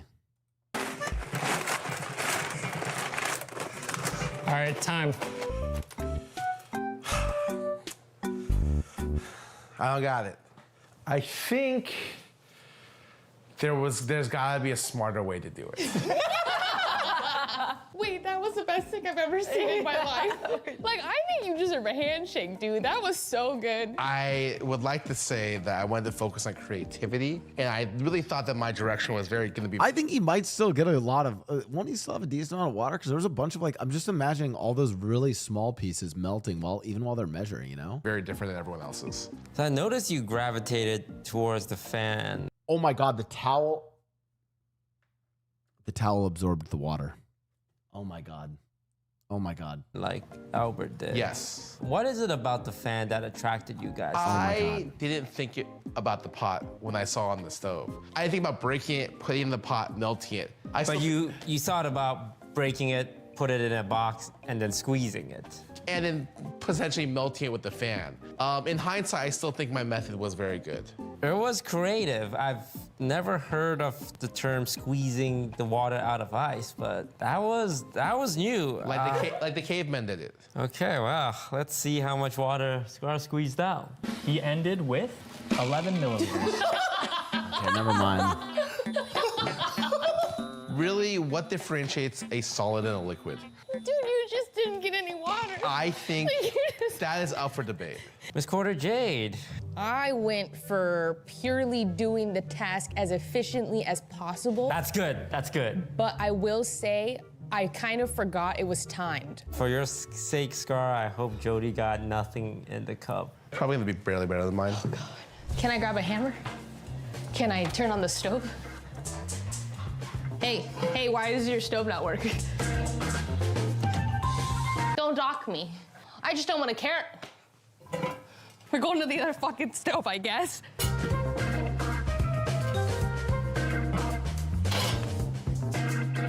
Cool. Ooh, smart and Okay, and my thought she process. turned I'm gonna on break the. this block of ice. Hopefully inside this container. Maybe inside or outdoors. I'm really scared I didn't read that well enough, you know? Like, I would say that my reading comprehension skills are pretty good, but like... Oh! Okay, thought process. Melt water. Oh, it's so fucking hot. Is this not what just everybody else did? Well, I'm gonna scare on to the kitchen now, excuse me. Oh, yeah. She's melting another one. It's a really big block of ice, unfortunately.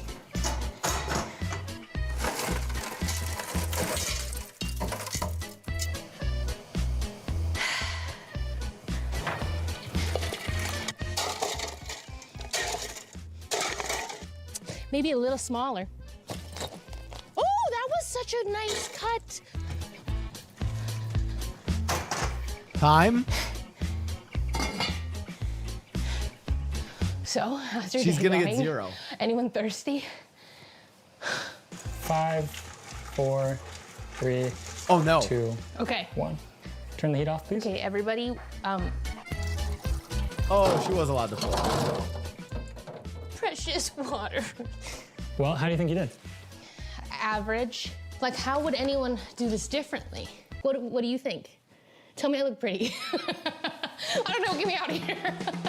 That's kind of how I did it. Oh my. Well, presumably, if they were like, "Hey, it's fine," it's like, I think they would have told. Like, she probably asked, like, "Oh, like, can I pour it now, or like, does it have to be in there?" Because like, if it's like, "Oh, it has to be in there," she probably would have just started pouring it earlier. You know. Oh my God, wow. so much.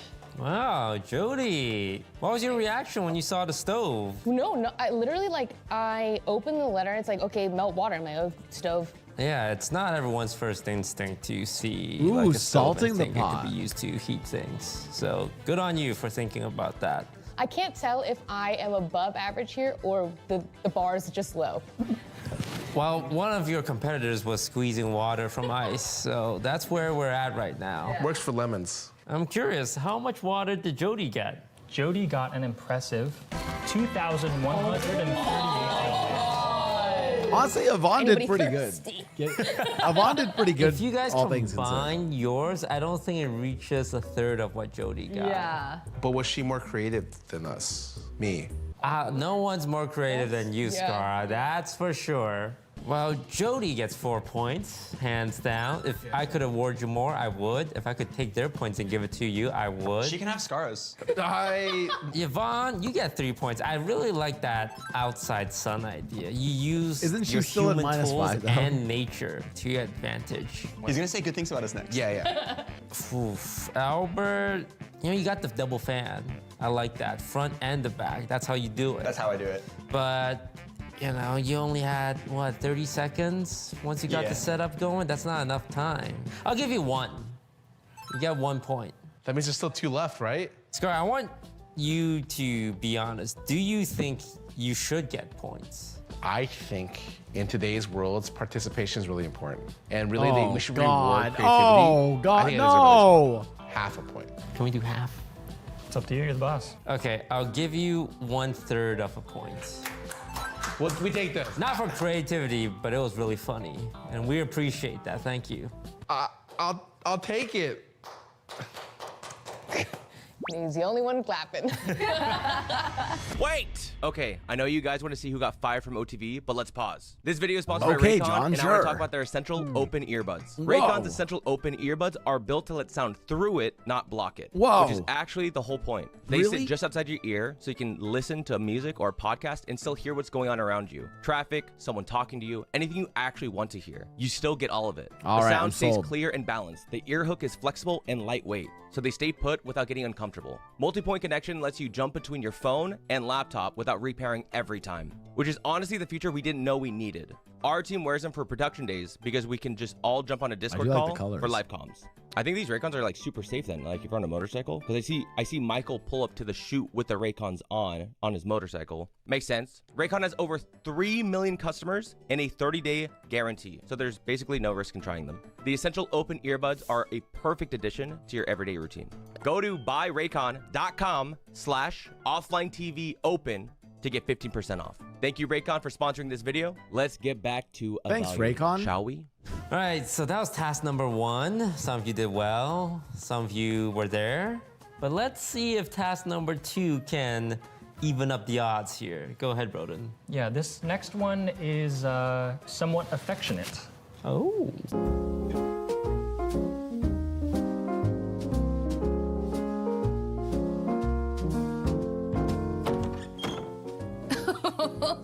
That's weird. There's a weird joke in here. I won't say it. Ah, great. What am I doing here, huh? Haha, Valentine's Day. What a room. It's down on the edge of the bed. It's really in the center. Do you want to sit in the middle? Yeah. Sorry, I wasn't sure what edge of the bed you wanted me to sit on. Get someone on the phone to say the phrase, I love you. They must not realize that this is what you are trying to make them say. You may not use the words, I love you. Okay, that's hard, I and you. This is the worst challenge I've ever seen in my life. This would be the easiest challenge of my life. Chat, I just call my mom. I'd call my mom. I wouldn't say I, you, or love. I'd be like, hey, the Avs played. That was crazy. A lot of work today, so need to go. Thanks for everything. And then she would say, I love you at the end, 100%.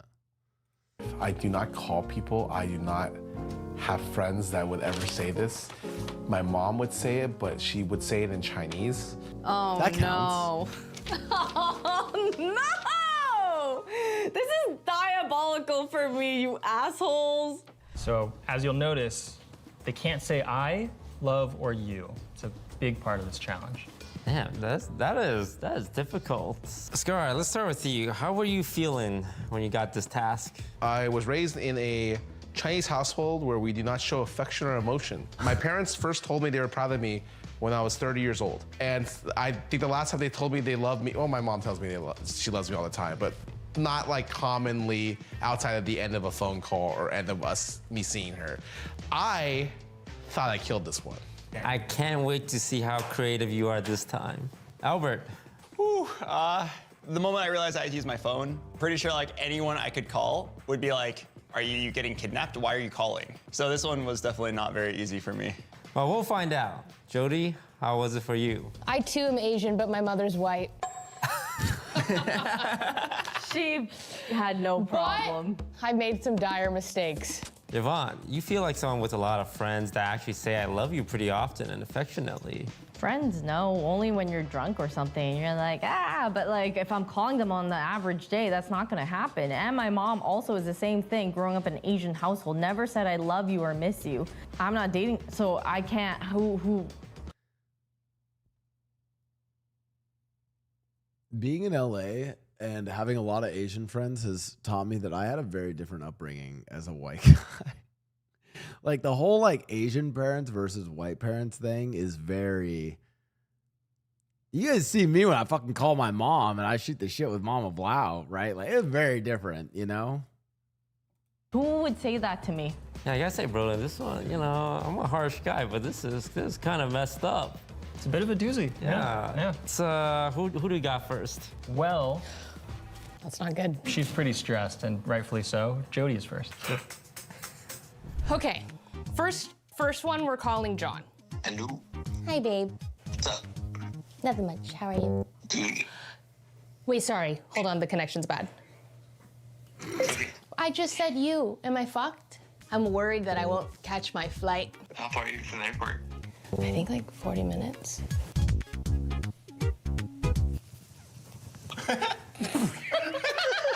Well, miss ya. Miss ya.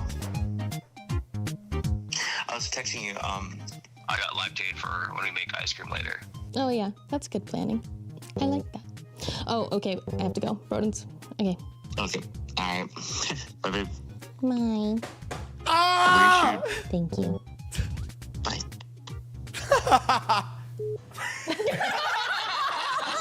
This is You like- fucking don't.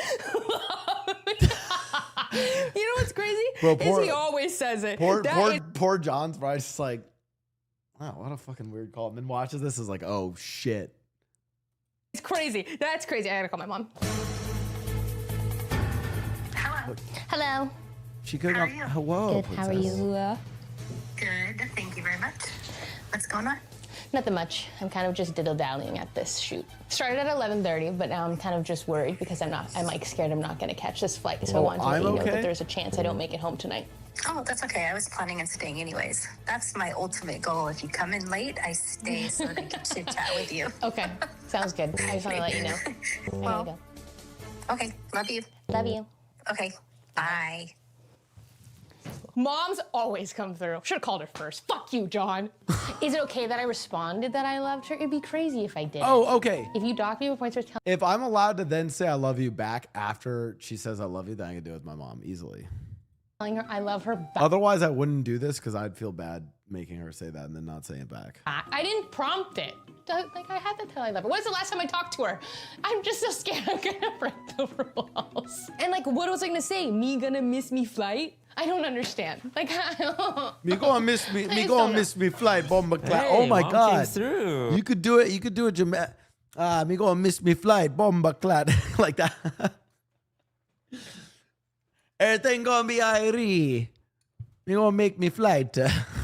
That's how I would do it. do. Never rely on your significant others. I don't know why. Just call your mom. I noticed you did say I and you quite often. Yeah, you know, I didn't realize how much I said it. Did we get like a count for that? Yes, we did. Jody said the bad words 14 times. 14 times? Yes. Okay, and the goal you mentioned, was it to get them to say I love you? Say I love you, and fastest time wins. So technically, mom said love you and not I love you. Ooh. Well, remember the ice? I did remember the ice. Remember? I remember that. That was good, but that was last round. And for context, Jody did get love you in 2 minutes and 37 seconds. 2 minutes, 30 seconds, love you, 14 That's pretty mistakes. fast. Well, for the next person, Skara earlier was saying that he's very proud of his performance here, and I will say I was impressed by this one. Ooh. I don't want to do this to my mom. I feel like I'm calling her for something that is not good. Is there a way I could trick someone into saying this? Okay, I will call my brother. Hey, David. Yo, how's it going? It's going pretty good. Hey, I need you for like a little bit. I was wondering, do you remember that old Paul Rudd movie? It's like a romantic comedy. Do you remember the name of it? Which one? I mean, It's where he doesn't have friends and he's trying to find like a best friend. I can look it up right now. Yeah, can you do that for me and tell me what it is? Sorry, this is super random. What is it? Like, let's see. 200 cigarettes, no Clueless, Forgetting Sarah Marshall, Knocked Up, I Love You Man. Oh, that one's it. Oh, thanks so much. Okay, that's all I need. Thank you so much. Yo! That was so good. That was brilliant. Bye. How do you? Oh my God! I'm gonna be on, guys. Someone finally asked this though. How do you think Game 7's between Habs and Sabres gonna go? I'm nervous. I think the Sabres have it. I think they have the momentum from the recent game. I think going back to Buffalo and playing in their own barn is going to be a fucking electric for them. I think they've got it. Sorry.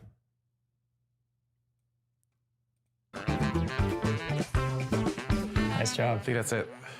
Gotta clutch that. Yeah, Scar, you clutched up there. It does make me a little sad, though, for you to get someone to say I love you. You have to trick them into it. Yeah, we don't do that in my family. I'm impressed. I should say, the edit made it look faster than it was. He spent a lot of time thinking about that plan. Oh. So it took 5 minutes and 14 seconds. Long time. But he only used 8 bad words. 8 bad words. And he did say, I love you. He said the whole word. First person he called? Didn't call anyone else. Scar, you have redeemed your round 1 performance. Good job. Thank you. Well, if you're done with Skara, our next contestant was Box. Get someone on the phone to say the phrase. I'm "I worried love about you." Box Okay. doing this. Well, I'm gonna call Annie, my girlfriend, for sure. Maybe I'll like ask her for a quick favor, and then say some ridiculous amalgamation of "I love you." Instead of love, I'll say lob. How do I say you without actually saying you? Yeah, lob yeah. That sounds good, dude. Oh, she doesn't pick up. I'm screwed. There's no one else. Your call has been Oh forwarded to no. voicemail. I might have to call one of the boys and gamble. Oh, but am I willing to go that far? Oh, wait, she's calling back. Albert? Hello? Hey, Annie. What'd you call for? Are you still out right now? No. Oh, you're not out. I'll be back in like an hour. I was wondering if you could pick up boba again. Oh, we have a strawberry boba in the fridge, I think. Oh, we do? We already have it in the fridge? Oh, it's fine. Okay. Yeah, you can check. It's fine. Let's see. Yeah, we have a strawberry boba for you. Okay, and it's full? Yeah, And it's not too sweet? it's half sweet. Oh, okay, awesome. Okay, I'll be back in a couple hours. Love ya. Okay, love you. That counts. I don't think she realized I said the word lob. If she didn't pick up, I was screwed. I'm so curious how everyone else did this. That was kinda Especially the ones that aren't in a relationship. That was cute. Who would they call? Hey, well done, Albert. You called your girlfriend Annie. What would you have done if she didn't pick up? Well, Lob I would ya. have called one of my guy friends, and if I just like start talking on the phone, they're gonna be like, "Are you suicidal? Like, I love you, man. Like, don't do that." It was gonna be tough. I know if I call my mom, she's gonna start talking about taxes. So for her to not suspect something, you need to ask the same questions about your boba. Yes, and just so we're clear, like, I think she already could tell something was going on. The moment the call ended, she texted me saying, "What the heck?" Oh my God, she can tell. You did get the love you, not the I love you. True. Can we get a mistake? The time count? was like Yes, so less than he 2 said minutes. 5 bad words, That's really low. and he beat Skara 4 minutes, 24 seconds. Okay. Not even that good. Not bad, not bad. And finally, we have Yvonne. Oh no. Oh no. Can I convince my mom to tell me that she loves me? Can you? Oh no. Hello, Mom? Hi. Mom, 你覺得咧由細到大咧，你有冇同我講即係有冇覺得你冇咩同我講嘅？即係你即係我細個或者由細到大咧，你有冇諗過啊？我應該同佢講呢個句多啲咧？講咩句多啲啊？ This is the most Chinese American phone call I've ever heard. Oh no. Oh no. Oh no. Go feeling 啊。 No, why are you asking me all of a sudden? 哦，貓，你答我啊！我都唔係好明你講話咩，我對點樣啊？即係我對你個 feeling 啊？係啊，我對你 feeling 嚟個母女嗰啲啊？係啊，母女咩啊？母女嘅咩啊？ 一般我哋好似一般嗰啲，我哋中國人嗰啲感情嗰啲咁。有冇句子係講呢啲感情咧？哦，有冇咩句子講呢啲感情？係啊。哎呀 Oh my god！ 媽咪一下都醒唔起嘅，即係好似係對你好多期望啊，即係即係咁啦，即係咁啦。 Dude, I'm last. Yes, yes. I'm glad I make you proud. 句子啊，啱句子，你想同我講啲乜嘢咧？ Wait, I just say in Chinese, can't I? It's not I or you. You have to toast to decide. Well, Hail Mary. 媽，你同我講話你愛我啦嚇，可唔可以講話我愛你啊咁樣？係啦。你講啊！ 咪I love you啦！ Okay. That's cheating. That's cheating. 冇嘢啦。 Toast is gonna say that's cheating. Yeah. Okay, I love you. Oh, love you too. Okay, bye-bye. Bye. I found someone. God, that was wow, so... my mom's a yapper. I'm sorry, but that's so cute. She started glazing me. Glaze alert. They cut out a lot of the good stuff. My mom said she was proud of me. She said like I was like really, good growing up now, and that I'm very like everything. She started glazing the crap out of me. 而家媽咪真係好開心㗎，你明唔明咁所謂乖咧，唔係話你揾錢多揾錢少，而係你生性識得自己即係獨立，能夠好似即係管理自己嗰啲 Wait, this is so sweet. 啊啲型啊剩啊，即係唔使我擔心啊。 Oh, well, you're still gonna give me points though, right? Because she did say the 3 words, and I didn't use that much English, even though I probably went over the time. So despite her mom saying the 3 words, Yvonne took 5 minutes 19 seconds. Okay. She said 4 bad words in English and 14 bad words in Cantonese. We did track those. And then the prompt was to get them to say I love you without knowing that you wanted them to say that, and she did directly ask her to say. She did. But I She said did do it- that. Her mom even said, "Oh, this is for a video." Yeah, you are very slick with that. You kind of folded at the first sign of like resistance. Did I? You I did. We mean- just I saw mean- it. Okay, Yvonne, I want to ask you: do you feel like you cheated? Well, I asked in Cantonese. Was that the rule? On the card, it said to not use the words I, love, and you. It didn't specify. But also said to not let them be aware. Correct. Yeah. She outright said, "You're recording a video, aren't you?" Yeah, but she didn't know that she had to say I love you. I just asked her, hey, say I love you.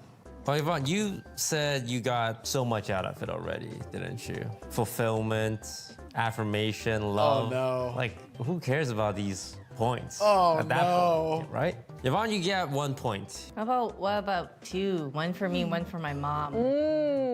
Is Yvonne's mom part of this? I don't believe so, no. Yeah, let's add an entry for her. Actually, you're right. Your mom did do well. Give Yvonne's mom both her points. Oh, okay. Hey, not deduct. So that'd be 0 for Yvonne. 0 for Yvonne, 2 for Yvonne's mom. Nice. Yo, great addition. Scara, I like your creativity. I gotta say, Scar's most was my people favorite. rely on affection and love. You tricked your brother into saying I love you. I did. Hell yeah, that's how we do it. Full points, 4 points for Scara. Nice. Now, see, the thing with Jody and Albert is they're very similar. They both called their SOs. At least yours loves you. I'm gonna give this one to Albert. 3 points for getting the I love you, the love you in the first try and saying less bad words. Jody gets 2. Give me my 1 back. You said you wanted to give it to your mom. No, I said 1 for me, 1 for my mom. So technically, I should still have my 1. I feel like that whole conversation was your mom carrying it. You have your mother's love. Scar couldn't even call his mother. Albert couldn't call his mother. All right? Isn't that worth more? You did have to coerce her out of it. Exactly. I didn't have an S. Oh, Vaughn's like a still at call. -2. It Yo, doesn't Vaughn's matter, you struggling. don't need one. And by the way, after the video, be sure to hop on over to the OTV Patreon to watch a very special bonus task. Why is there another task? Why is there another? No! It was so close. Find out what the red button does. Fastest person to find out what the red button does wins. Your time starts now. Oh my. Hello, my name is Michaela. It's nice to meet you. How are you? I'm not interested. I already go to a church. I'm diabetic. I can't have Girl Scout cookies. Thank you. Check it out at patreon.com/offlinetv. That's patreon.com/offlinetv. OTV has nice branding. I like their colors. Well, Toast, this next task involves a bit of exploration. In the first one, they had the whole space, the whole property to explore and use things. We hoped that that would give them an idea of the layout of the land, because then we hid a bunch of things for them to find. Oh, Yes. like a little hide and seek. Little hide and seek. Little detective work.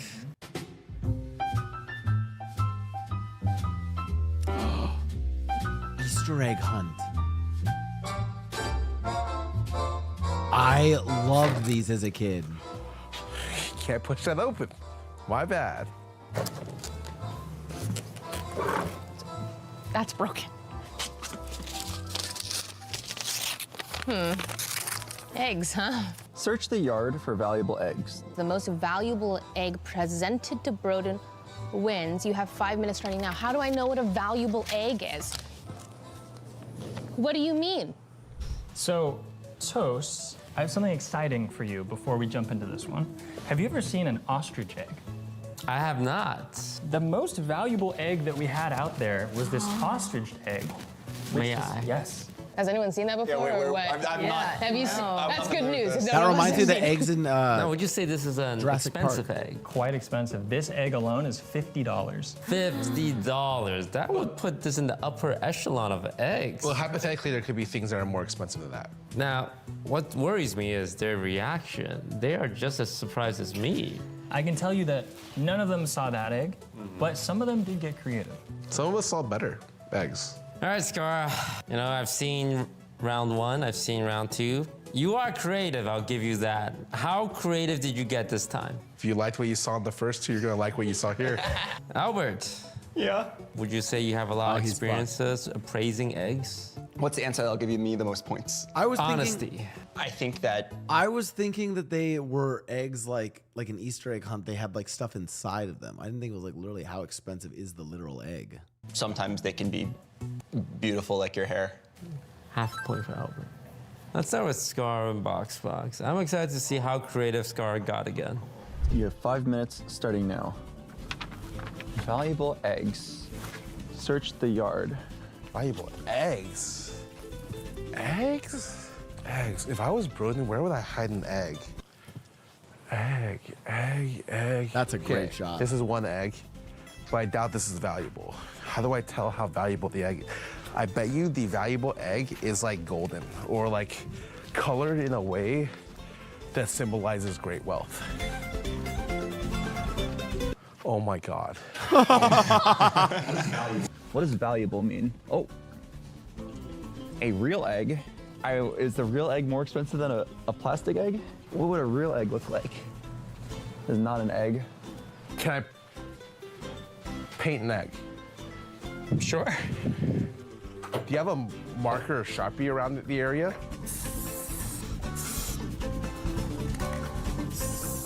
I'm The way I sorry, see what? it is what makes an egg valuable. I think no egg is going to be more valuable than a custom egg that I printed with an egg that has my signature. Oh my God, this one is pure black. Okay, I mean, this one looks more expensive than the one that I just had. Okay.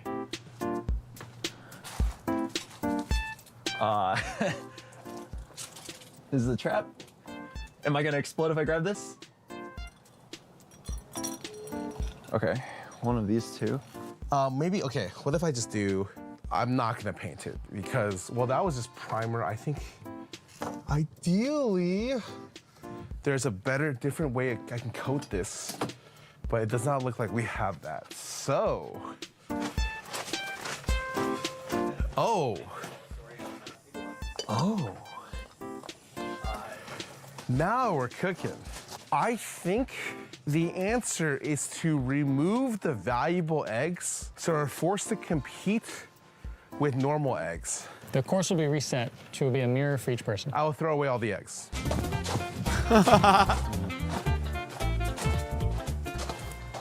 Okay, another one. The most valuable egg wins. There's some catch. I don't know what it is, but there's some catch. They're up to something. It can't be this, man. If this is it, I'm gonna be pissed, but I can't think of anything better. Ah! Now I really gotta just turn in this thing. 20 seconds. I just don't believe that this is like the most valuable egg, but I haven't found any like evidence of anything better. Present me your egg, please. Here's my egg. I couldn't think of, there was something. Yo, imagine OTV could get an I'm gonna actual find out later on the Fabergé egg screen. lended for the shoot. That'd be sick. Oh, a Fabergé. Okay. A what? Really? I feel like this is what was meant to be the most important. This will sell for the most on eBay for sure. This is by far the most valuable egg you're gonna receive today. So Albert submitted the Fabergé egg. Yes. He submitted the Fabergé egg, which is $30 and had a 30-cent ring in it, little plastic ring. 30-cent ring, so $30, 30 cents. Wait, not bad? Not bad. Way above an average egg. Skara submitted, remind me again? So Skara submitted a signed egg. The egg itself is worth 50 cents, and I think it's up to you if you think the signature makes it worth more or less. Huh. Skara, why did you do that? I have not signed an egg ever in my lifetime. So you're telling me you believe that if we were to put that egg on eBay, That's a it would former sell for more Dignitas than Pro $30? player. Yeah, I would. There's a chance. I think Was there something more valuable than the Fabergé? The ostrich. The ostrich The was 50. ostrich. And that was number one. That was number one. So Albert technically got... wait a second. But hang on, we don't know how much Skara's egg would sell for. Sit back down. But not too bad. I'll give Skara points for creativity. Albert, you did well finding the Fabergé. How did the other two do? Well, I think because you're so curious on the Fabergé, we should watch Jody's to see what she did. You have 5 minutes starting now. How do I know what a valuable egg is? What do you mean? What? I'm gonna crack this open. I have to see. I'm so sorry. Is that okay? Okay, it's a rock. That's a rock, which means there's other things. Oh, fuck yeah. Do I need to keep it in the egg or can I continuously? You're gonna present an egg to me. Can I crack it? Does it have to be a full egg? You gotta present an egg to me. Okay, I'll put it in a different fucking egg. Is that the most fucking valuable egg? Sure, there's not like a diamond in here. Oh my God. You are on a rampage. Yeah, dude, I was speed. I'm out of breath. Okay, that's a 10. Oh, there's more egg. Oh, fuck. Are we for real? Okay. Is this the 100-year-old egg? How am I supposed to know what's most valuable? Oh, it's fucking like a... I'm out of breath. Give me a moment. It's a fucking rock. Ow. She's a genius. I cannot fucking be bothered right now. Give me one. What is this? What are these eggs? They look so valuable. I've grabbed all the money. I'm looking for more eggs, which apparently are back here. Oh, can you open? Oh, wow, fantastic. I feel like a kid again. I'm gonna throw up. Okay. Oh what my God, are she you? could put... Okay, onyx or whatever the fuck it's called. Speaking of Russian things, besides just the fact that the Russian family has a bunch of the Fabergé eggs, you could then do the what are the Troika dolls, whatever. You put the eggs inside of that egg and put the money inside of it. Is this tigers or whatever? You look not that great. Okay, I'm going to give you a present. A whole, I think, whopping $12. And a special Babushka baby dolls. egg. No, they're not which, babushka dolls. oh, just kidding. Look at 10. Almost forgot. Oh, can't forget whatever the fuck this is.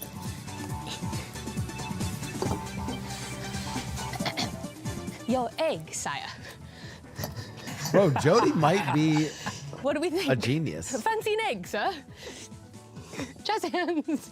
Matryoshka. Okay. Yeah, thank you. All right. Thank you very much.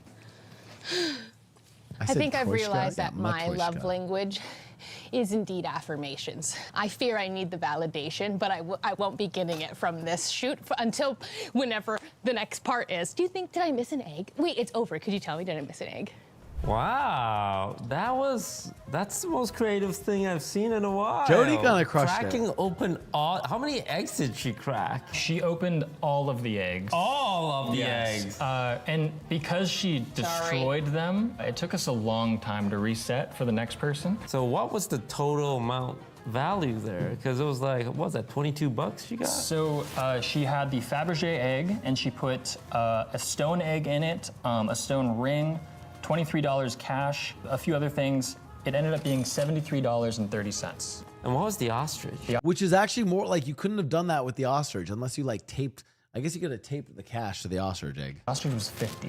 So in some way, she did the impossible. Were you guys expecting this? I wasn't expecting it. I didn't even think about shoving it all in one egg. We did think some people would get creative and pool the money, but not in the way that Jody did it. She pulled the money, the egg, the ring inside a more expensive egg. Jody, I'm impressed. Well done. Well done. If only Yvonne, John why had you said scratching I your had. head? Too literal. Oh my God, this is so literal. I don't know how anyone could top that, but I got a feeling Yvonne has something up her sleeves. I think you're gonna like what you see. Okay, okay. The most valuable egg? Search the yard. Oh, do I open these? Oh my God! Wait. Did Yvonne get her eggs frozen? There's a streamer who got their eggs frozen. What if you were able to go and like quickly get one of your eggs from that? Because those are really expensive. Those are really like, I'm pretty sure you know what I mean? Oh, it's Ray who's in the product. It's really expensive. Those aren't in the yard. Blah. Well, you could like promise it, be like, technically, okay. This is kind of fucked up. She's in the yard and she could say, you can have the egg I'm presenting is in. I guess you can't really present it. Yeah, that's a fair point, chat. Ooh! Those are Do they all have cash? $40,000. Real egg. Nothing. Did I find it right away? That'd be kind of crazy if I did.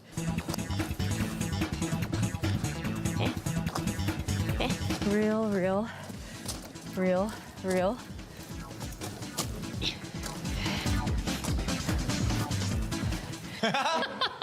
Okay. Honestly, this might be the most. $10. Right here. I think this one was $5, yes. Anything else? Anywhere else? That might be it. $10. Present to you? That's not an egg. Wait, it's not an egg? I mean, that's two halves of an egg. What do you mean? You have to present me an egg. Oh, I have to present. Oh, then it's like any egg, then, right? You can't give me like a broken egg. I need an egg. She didn't put the $10 back in. Like inside. Okay, no, she put it back in. Okay. How much time do you have left? All right. You feel like you're done? Yeah! Fuck. Is that okay? 90 seconds left. All right. $10 egg. $10 egg. That was fine, right? $10 doesn't feel like a lot, though. It makes me worried that there's something else out there, but I felt like I cracked a lot of them. I don't like Max's smile. Like, there's something else I'm missing. No! What did I do wrong? Max, just slip me one, man. Just tell me. So the first egg Technically, you she beat cracked, Scara. that's the one with the $10. I think so. Yes, so it was part of our like game design was the first egg they find would have money in it. Yeah. And a pretty significant amount, so it makes them think, oh, I should go open more eggs and maybe That I can cool makes stuff. sense. You know, give them a lead. And that's the one you submitted, the first egg. Yeah, because I saw it as the most valuable egg in there, and it's just like monetary-wise, that one had the most money, so I thought just simply that. There's an egg in front of you, you crack it open, it's got $10, and you said, oh, this is it. Well, I cracked to I have to pee and grab coffee. Be right back.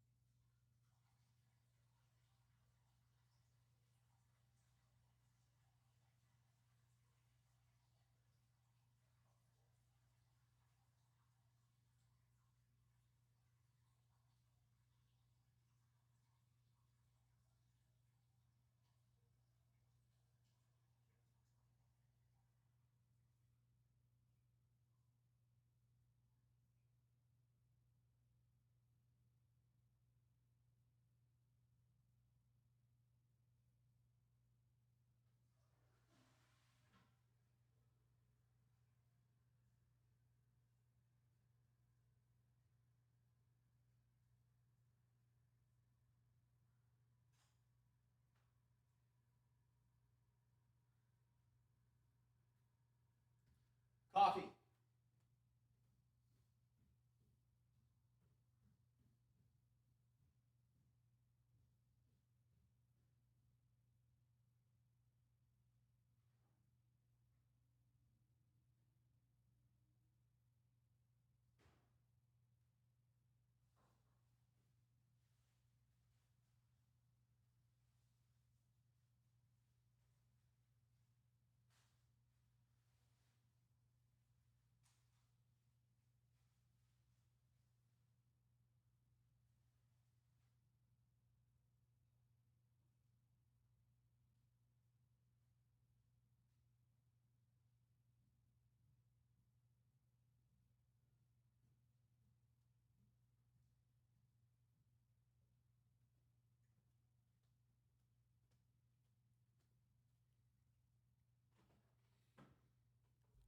Wait, what evil crimes? What evil crimes has I committed? Is he on death row? Yeah, pretty much.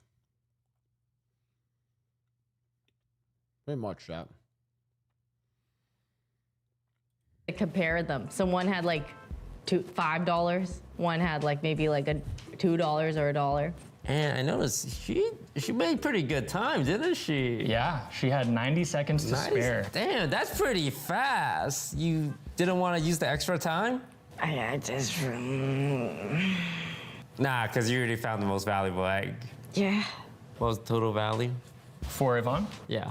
$10. Well, I guess the plastic egg itself was also 10 cents, so $10, 10 cents. $10, 10 cents. There's something that I'd like to point out, though. I don't know if you caught, but there was an egg that we panned down to at one point in Yvonne's. Yeah, I said do not break? Do not yeah, break? So maybe just watch this clip. Thank you. You're welcome. You're dismissed. Thank you. See ya.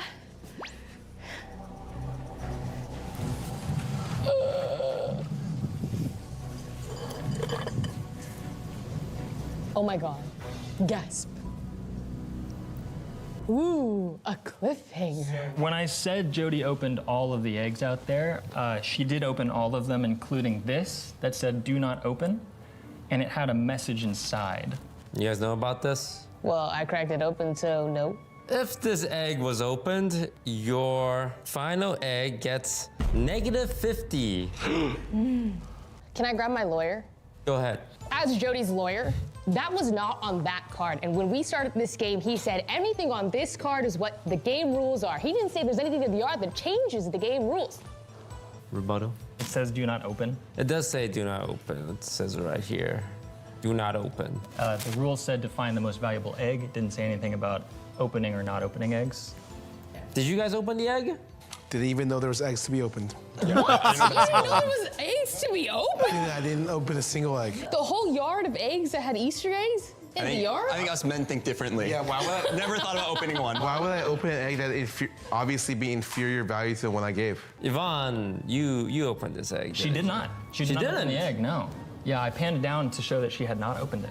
Wait, Yvonne, that might be big for you. Because was Jody the only one Jody was the only one to open the Jody still is worth a lot of So money. we're gonna have to take -50 from Jody. With the deduction, Jody is left at 23.30. Still pretty Which good. is somehow still more than Yvonne's, huh? Yes. And arguably Scara's. Not really arguable. Okay, I'll put it like this. We have a few staff here. Does anyone from staff want to buy Scar's egg? You can walk home with his egg right now. Sydney, you there on the couch. Do you want to give $1 to Scara for his egg? I'm just, okay, I'm an ulti. City owe me. All right, Sydney, come on up. How much money do you got?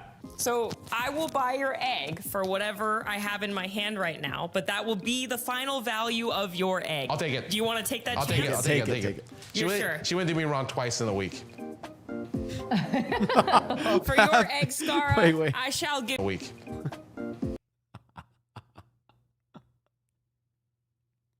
That is amazing.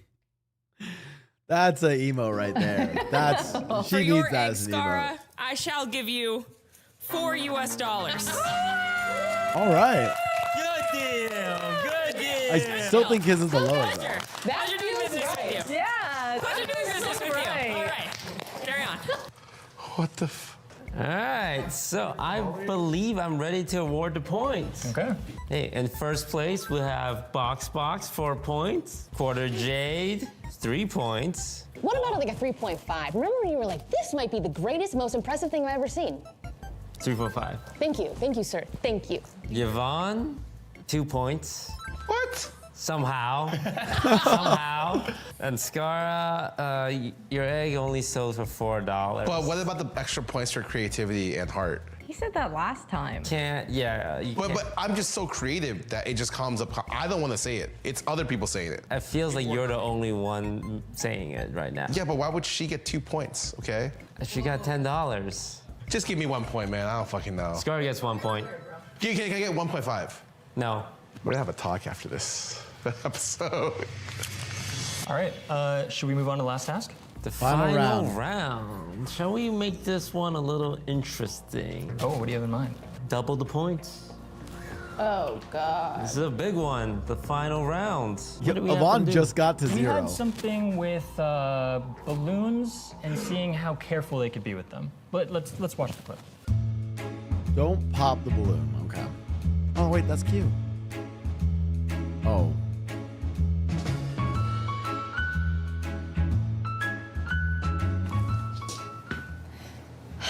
Dead body.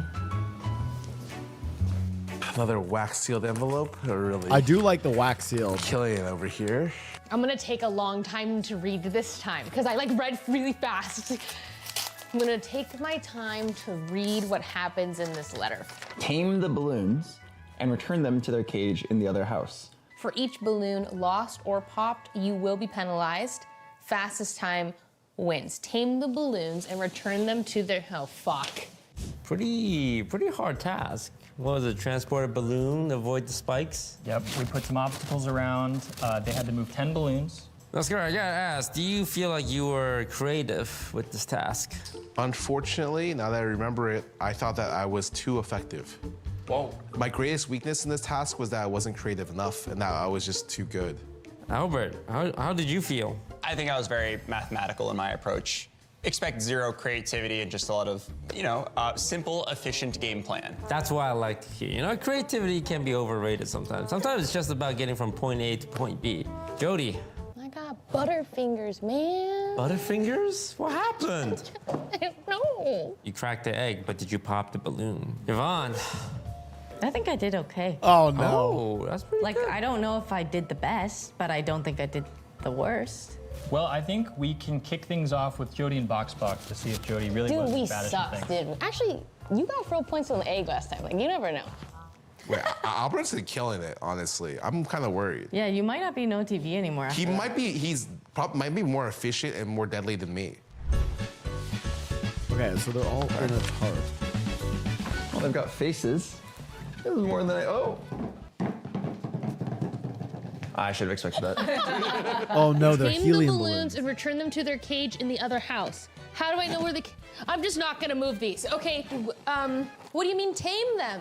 I need to see this cage. I'm gonna bring the note I learned last time. I just have no memory. I mean, I could just go one by one and it would take a few minutes, but maybe there's something faster. I'm just gonna start with. Oh, not all of them have helium.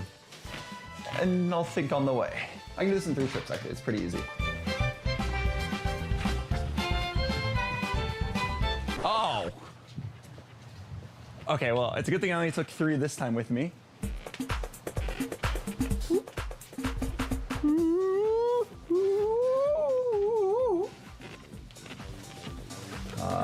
Wait, are these spiky?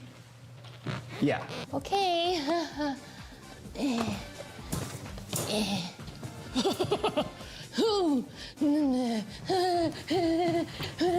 gonna ask a dumb question. Can I just remove these? There's 10 balloons.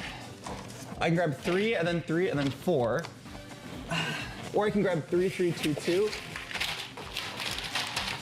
I'm pretty sure I can just raw dog and go 4. That's pretty good. This can't be that hard. I'll be used to the track by now.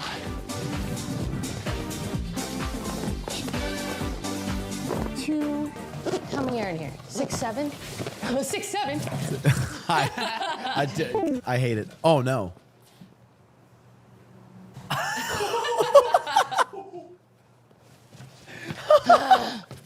In you go, my children. I really feel bad for the environment because that just went up and now the turtles are gonna die. There's too many turtles anyways. Just fucking. 3 and 3. Same thing as before. Shimmy it. I do think Jody's faster though. She grabbed way more. All right, now I gotta do 4 at once. This should be easy. Go to bed. I lost one of my children. 2. Okay, this might be a little hard actually. I'm just gonna. Oh no. Okay. Whoa! Wait, that's not like Mario. Whoa! 2, 3, 4, and done. Okay. Well, the booby traps definitely got me for a second. I think I did pretty well. I think it could have been faster. I think Jody easily beat him. I'm gonna say I'm proud of this time. I wonder if everybody else will immediately realize that they can just move these spikes. So both of you did I don't think pretty the spikes really well, mattered. but I gotta point out one thing. Jody did lose a child. She lost a balloon. I lost a balloon. I noticed you hit the 6, 7 in the middle of that. So what's our vibe there to be like that? I'm just curious, why did you hit the 6, 7? Because I said 6 balloons in my head, 6 or 7, I think. And you think this helps your case? I think I'll be like cool in the comments. People will. You were right. So, can we get a time check? I hate Box finished with 3 minutes, 59 seconds. Just barely breaking 4. And then Jody, despite losing 1 balloon, hit 2 minutes, 33 seconds. Yeah, because you double tripped that. Yeah, but one of my kids is dead. But maybe they're living a happier life than caged forever. In any case, losing a child, I think, bumps you down 1 no matter what. But your timing is really good. We'll have to see if either Skara or Yvonne lost any children. Let's start with Yvonne. Like, do I have to lift this up? Oh my God! Oh no, Yvonne's too short. I'm not tall enough! Oh no. Wait, and return them to the other house. Oh no. Okay. Oh, no. Yvonne's getting fired. Yvonne's fucked. It's over. Guys, she's not athletic enough. Too short. What There's the no hell? way. Return it to that cage. Oh no, she's already taking too long. Can I Oh, move no. that cage? I don't remember.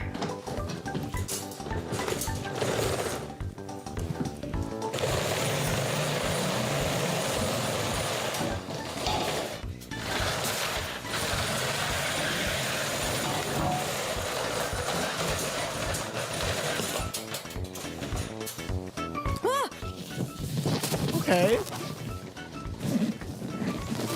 Not the.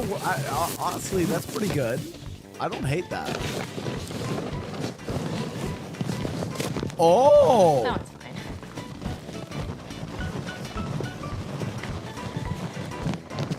Oh God.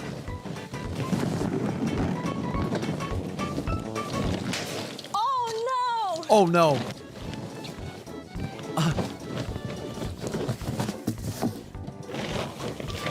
Okay, only 1 more. and then I drag it all like. Okay, her time This was doesn't pretty matter, good, though, I right? think, right?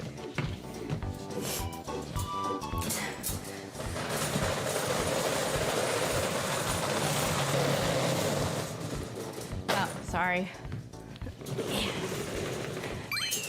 Done? I appreciate you putting it back. Thank you. How do you think you did? Good.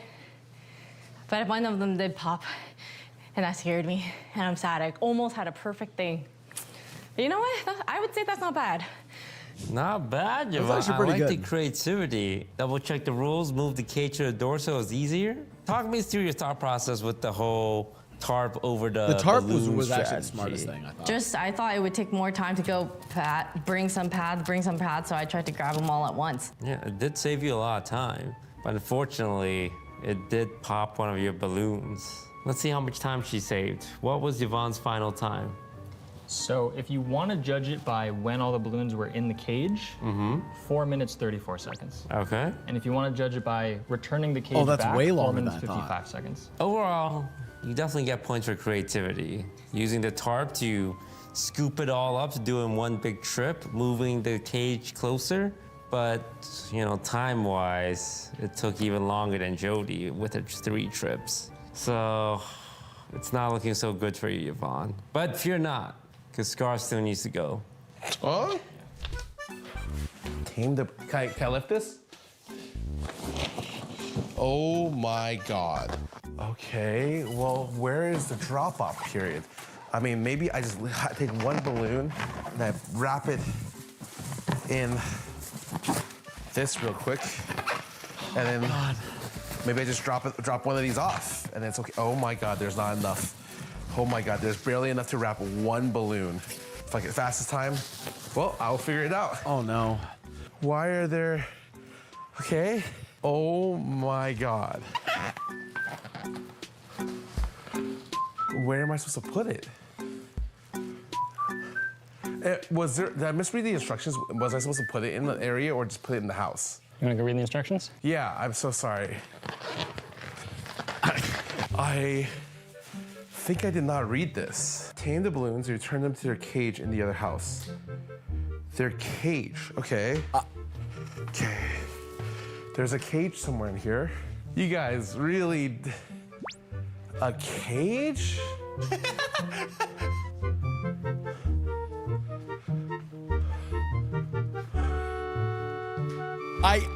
No, I can't. What's going on? Scara? It has to be inside the house. I'm looking for like a dog cage? He's cage blind. He's cage blind. My word. Okay, I kind of do like this though. This is looking kind of nice. Hold up a sec, okay. What? Oh my God, I am blind. So they go.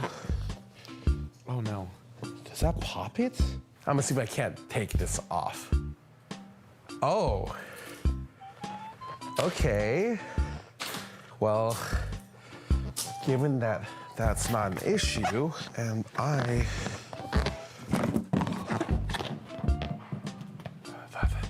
that's fine, that's fine. I'll grab this in a second. Oh no. Okay. Oh no.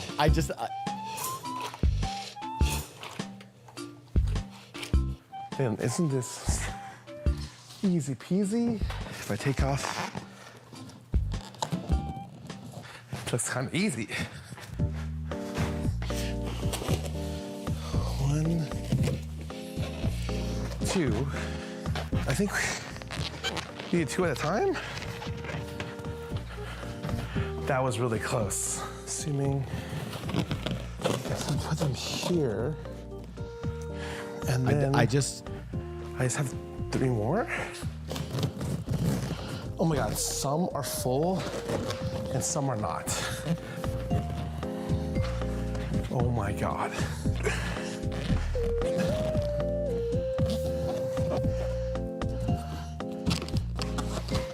There is 1, 2.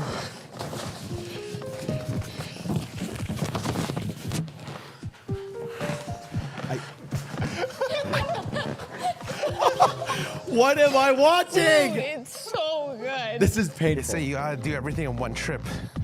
I know this was like 6 trips.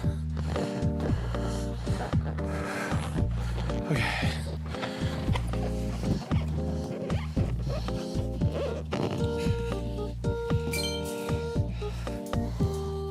Finished? Yeah. How do you feel? Too easy. Wow, Scar, you got every single balloon in. How did it feel? I knew I was better than everyone else. Now, we must talk about the elephant in the room. Or in this case, the cage in the room. Yeah. Did you see the cage? Absolutely. So what they do is they just edit it to make it look bad for me. Yeah. But I definitely saw it as soon as I walked in. Yeah, I mean, you did put, what was it, some towels at the bottom? Yeah, I put like a little like It's really nice blanket of for my you. child. I like my child. that. Yep. It looked like Scar did take a while, though. Can we get a time check on that? Yeah, so it took Skara 2 minutes and 37 seconds to find the cage.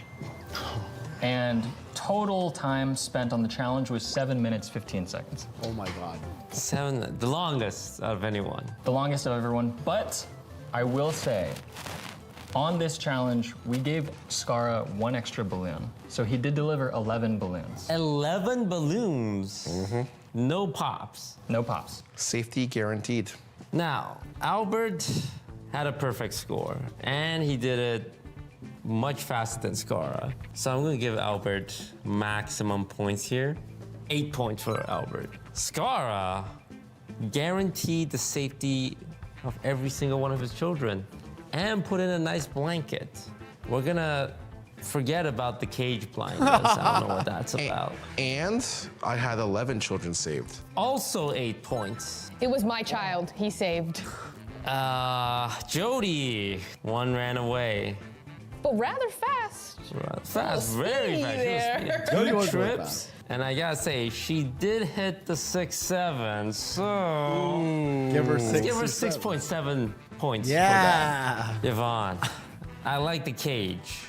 I like the tarp. She was using everything at her disposal to do this. You know, I can't give you full points because you killed a child, but I'm gonna give you 6 points for creativity, and that's what we care about here. Yvonne's getting fired. I actually think all of them got fired, All right, except bro, for then Jody. how we looking? Can we get a point tally to see how our Aren't all of them contestants fired did except for in Jody? the task? So there were a number of outside points awarded and taken. Those have all been accounted for.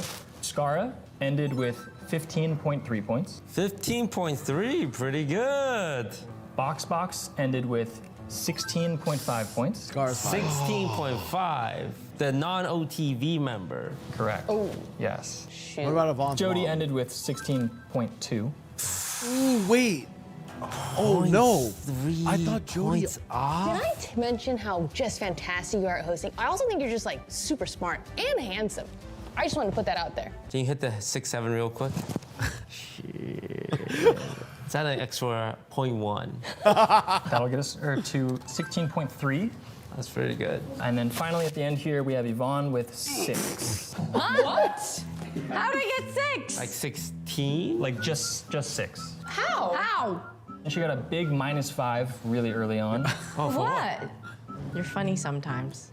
-5 points from -5?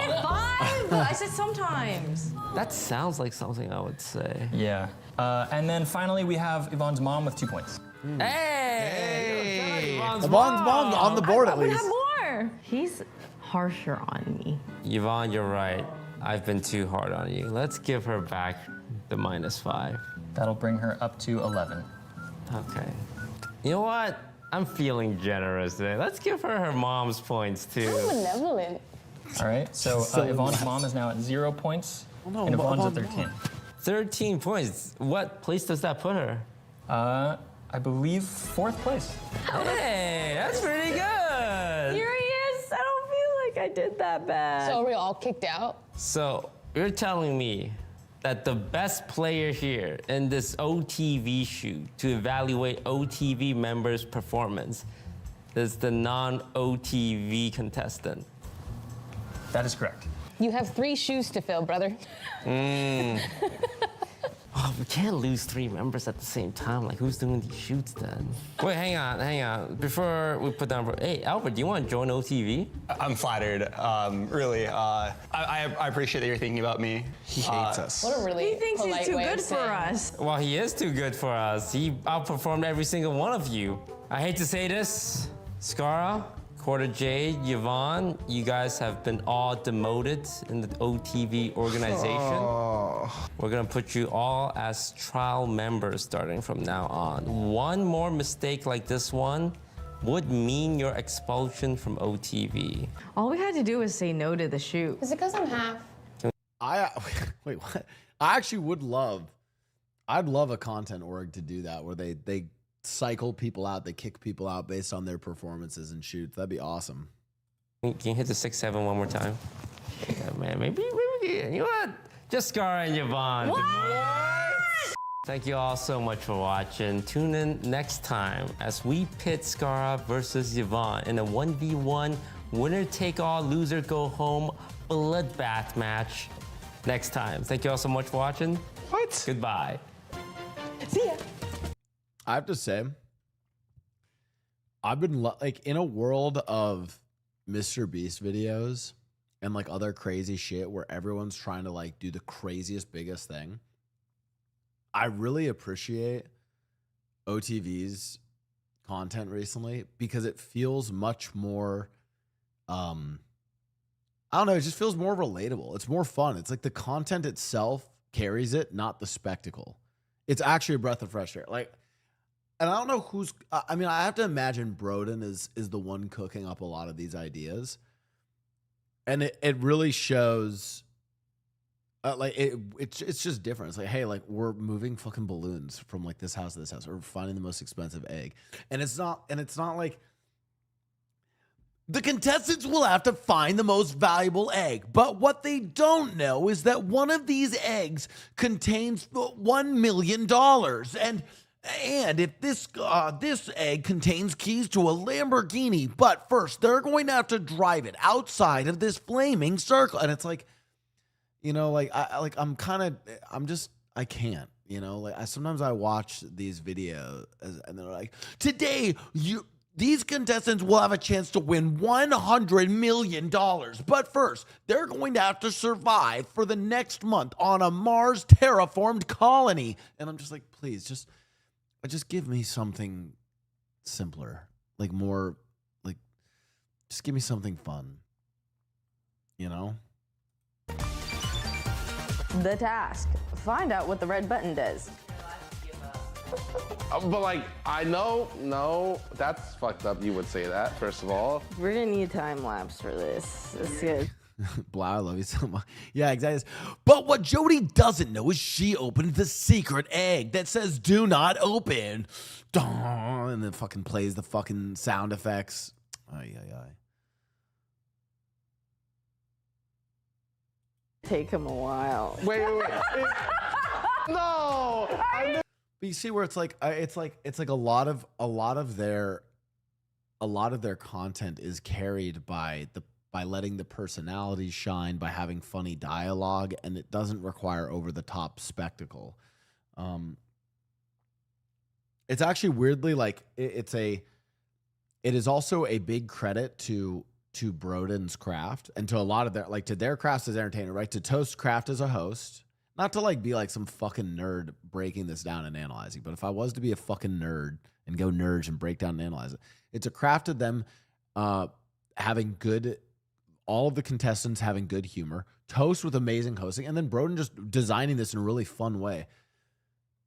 It doesn't rely on, I think this is one of the problems with Mr. Beast's content, and actually a lot of people's content in general. I'm not even just saying like on YouTube, but a lot of stuff I see in general is that it relies on spectacle. And the problem is you have to keep making spectacle bigger and bigger. Like you have to go for like, so I think if you can make something fun when it's just a simple, fun game, and weirdly enough, something that like viewers can relate to, like we'd be like, yeah, we could do this. Like there's something about this, like, yo, you can do this with your friends. You can do some dumb shit like this with your friends.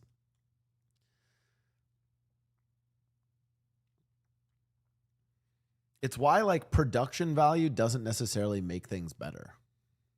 In fact, I think a lot of people are crippled by production value because then they become dependent on it.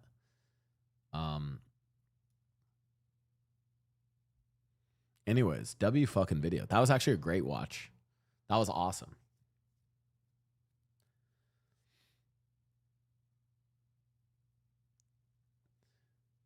We talk about how blind Scar is not seeing the cage.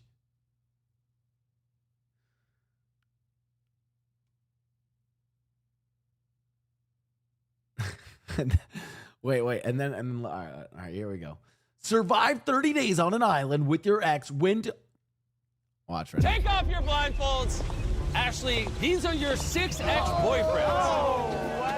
And the last ex standing, by winning her back over, will win $250,000. Anything you want to say to them? I have no words. Let's head on over to the camp. I invited you to my birthday. I'm a little sad you didn't come. Whoa. I was busy. Did she go to your guys' birthday parties? Oh, she's our birthday party. Wait, also, am I crazy or like I feel like 6 exes is kind of a lot. I'm not trying to listen. I'm not trying to be that guy that I'm not trying. And I'm saying this for a guy or a girl. I just feel like 6 is like it's kind of a lot. No, how old are they? Is this me being judgy? Let a girl do it. Okay, I'm sorry. Maybe I'm sorry. I'm saying even me, I don't have 6 exes.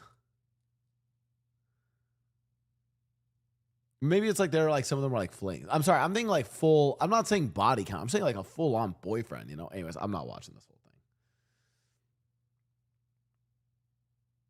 thing. I just stranded these 100 people in the middle of the wilderness. And whichever team has the most people here when help arrives splits that $250,000. Is 200? Wait, Jimmy. What's going on? Why are we? Why is 200? I feel okay. I don't mean to be mean. Is $250,000 like the new algorithm? Like it feels like it's an algorithmic money amount. Like they tested it and like, hey, for the amount of investment versus the value of on the thumbnail / title, $250,000 is because look what last to leave the grocery store wins 200. I just bought this grocery store, and I have a big surprise for everyone.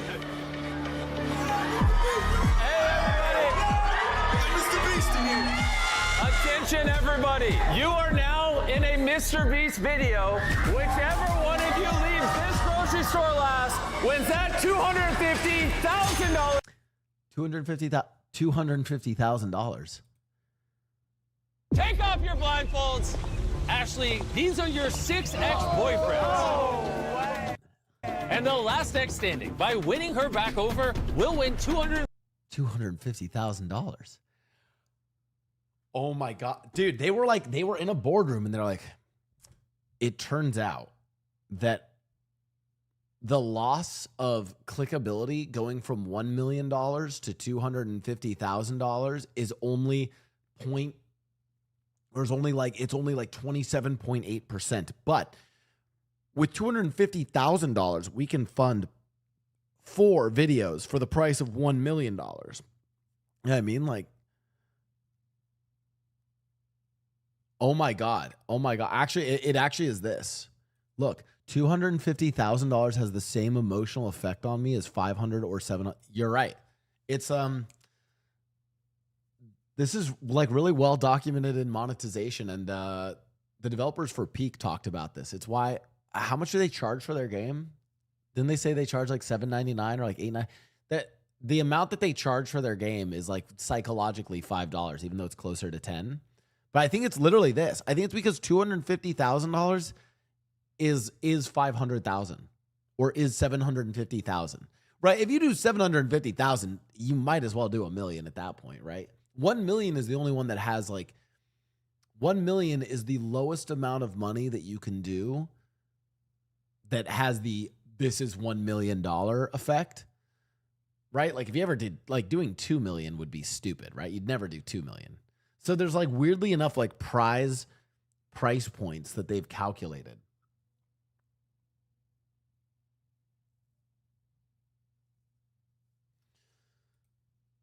Like, what do we think these price points are? Mr. Beast price points. I wonder if they've done like psychology. Like, dude, this guy's always doing like crazy experiments in psychology. Price points, okay? Okay, I think I've seen him do like some stuff like in the street that is like 50,000, right? I think 50K, 100K. I do think that 250 feels meaningfully different than, like, I would say 250K, I agree, equals, like, I'm going to put in green what that equals. I think 250K mentally equals 500K, like, all the way even to, like, 900K. You know what I mean? Like, mentally, that's where it fits. Whereas, like, 1 million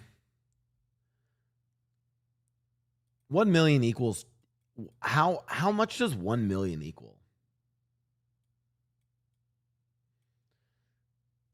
Like, for instance, 1 million is,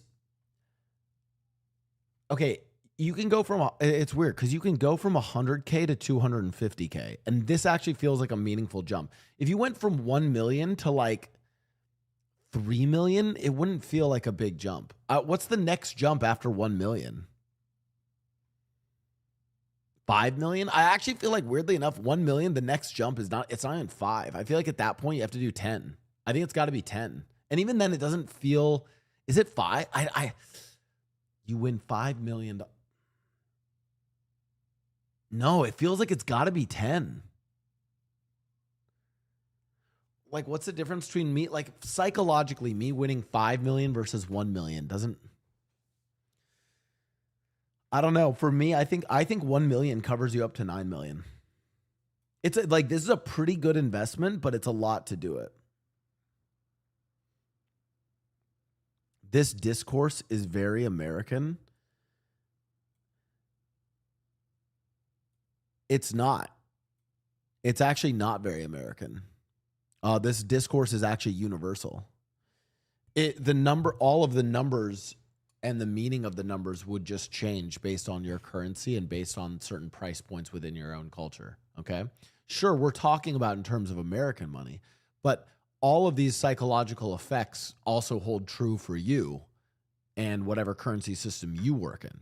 Because they've actually, like, they can demonstrate they've demonstrated these effects across cultures and in all manner of currencies at a smaller level. Maybe not at big numbers like this, but they do this all the time with pricing. This discourse is very American. I agree. You guys pause. You're only saying that it's really American because I'm framing it in USD and in like expensive values in the United States. I want you to know that the psychology behind this applies to your country as well and the price points in your country.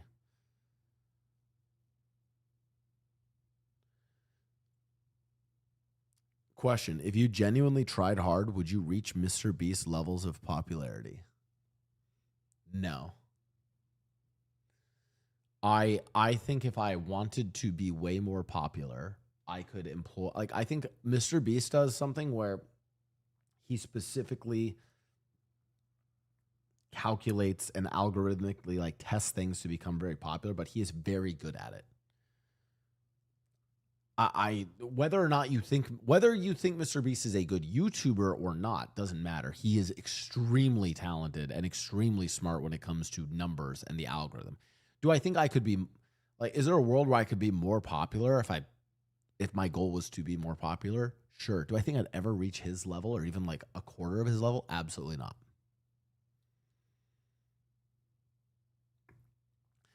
I think this level of interest in money is what makes it American. Oh, okay. You know, that's a fair point. I think you know what? I agree with this. The idea of like big amount of money. Sorry.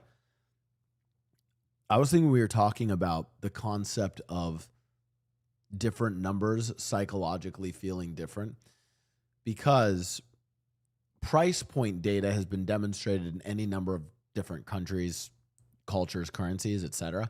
But to your point, that's a much more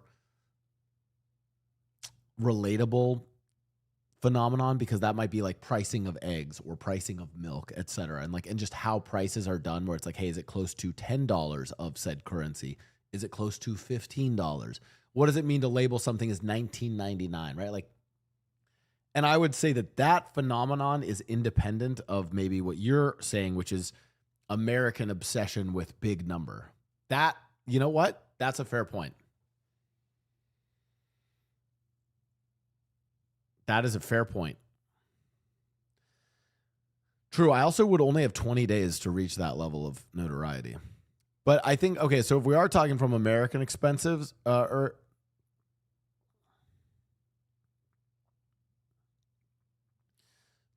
I think in terms of impact of money, I think Mr. Beast price points, there's like 50K, 100K, 250K is like currently his sweet spot though.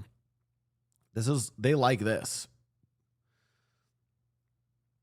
I feel like 1 million does give you crazy coverage, but I actually think that for the price then 200, like you can pop out 4 videos with this, right?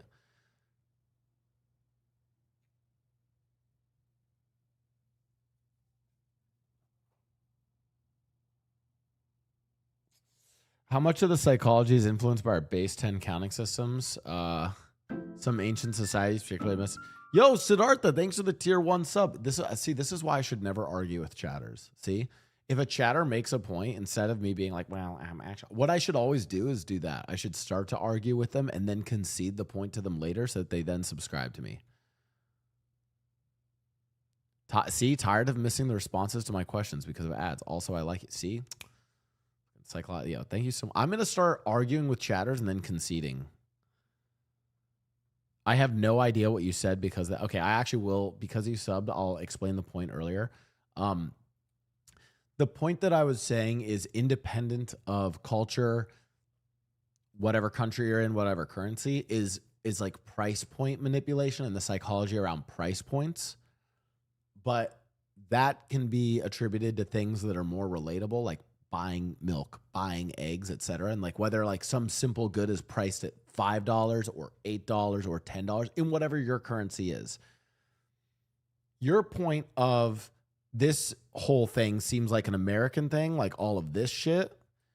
I do agree that the concept of big number and money is actually a uniquely American or a uniquely Western thing. Like the whole like, oh, win a, and a lot, like weirdly enough, a lot of this comes from Who Wants to Be a Millionaire, right? Like that's like a big cultural part of the United States. So two different things. One is true across all cultures and currencies, but that's just like how numbers and stuff manipulate us from price points. One is like how obsessed are we with like big amounts of money, and this one is definitely more of a US thing. I actually do agree with that.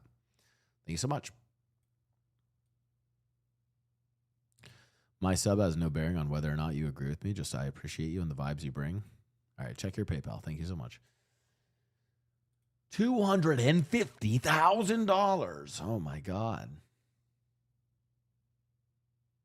Oh my God. All right, chat. Who do you guys think wins the series? Montreal or Buffalo? Series Game 7 will be played on Monday. I think everyone wants the Habs to win, but I think Buffalo is going to win.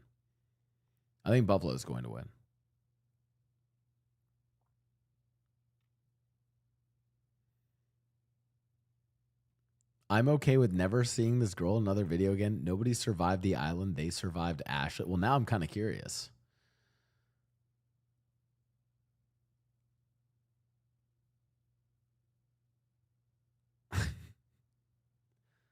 Could I survive 30 days on an island with my exes?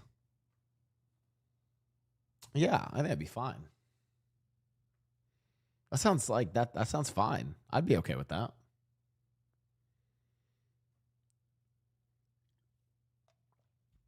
I don't think this would be that difficult.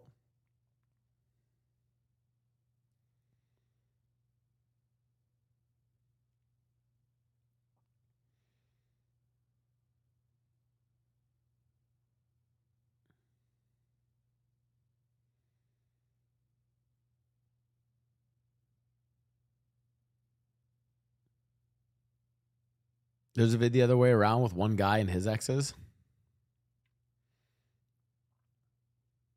for $250,000.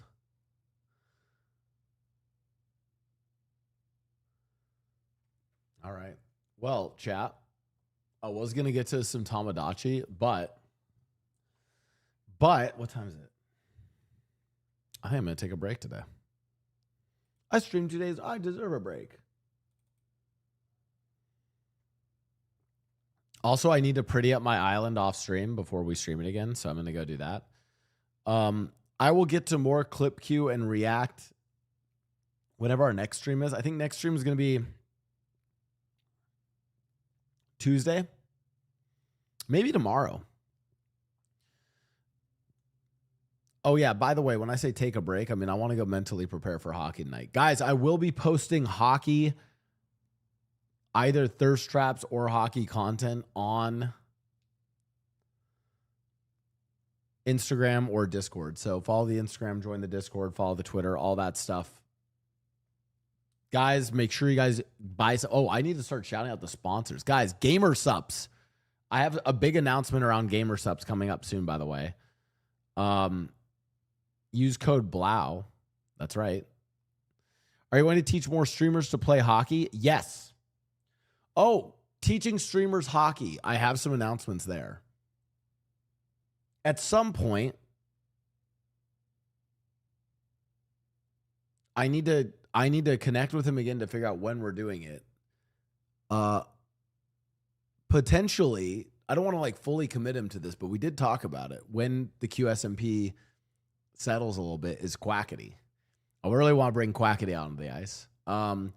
Tara Yummy is another potential school student for Blau's Hockey Academy.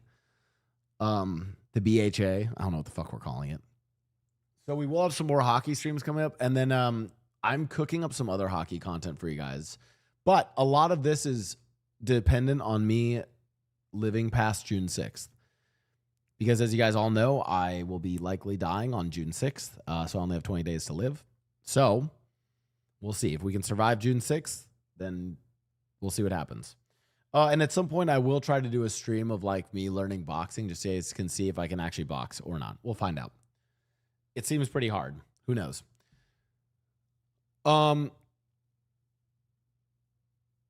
Yeah, GTA One Last Job. I was going to bring Mickey and Breckers back ahead of June 6th, but it's one of those where I'm like, I talked to Dim Oak. We're planning it for after June 6th to see if I live or not. So, 07's chat, thank you guys so much for tuning in.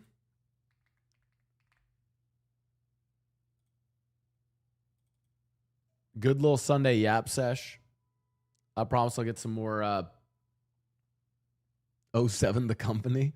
I promise we'll get some more gaming in. Sorry for a little bit of a shorter stream. I also owe you guys. Do we wait until Saturday to finish? What if I do Freaky Friday and Spooky Saturday? Because sometimes I can't do Spooky Saturday. Like I think this Saturday I'm flying somewhere, so maybe I do a Freaky Friday and we continue Directive 80/20 on Friday. I don't know. I'll see you when I see you. Goodbye, chat. 07s. Thank you so much for tuning in.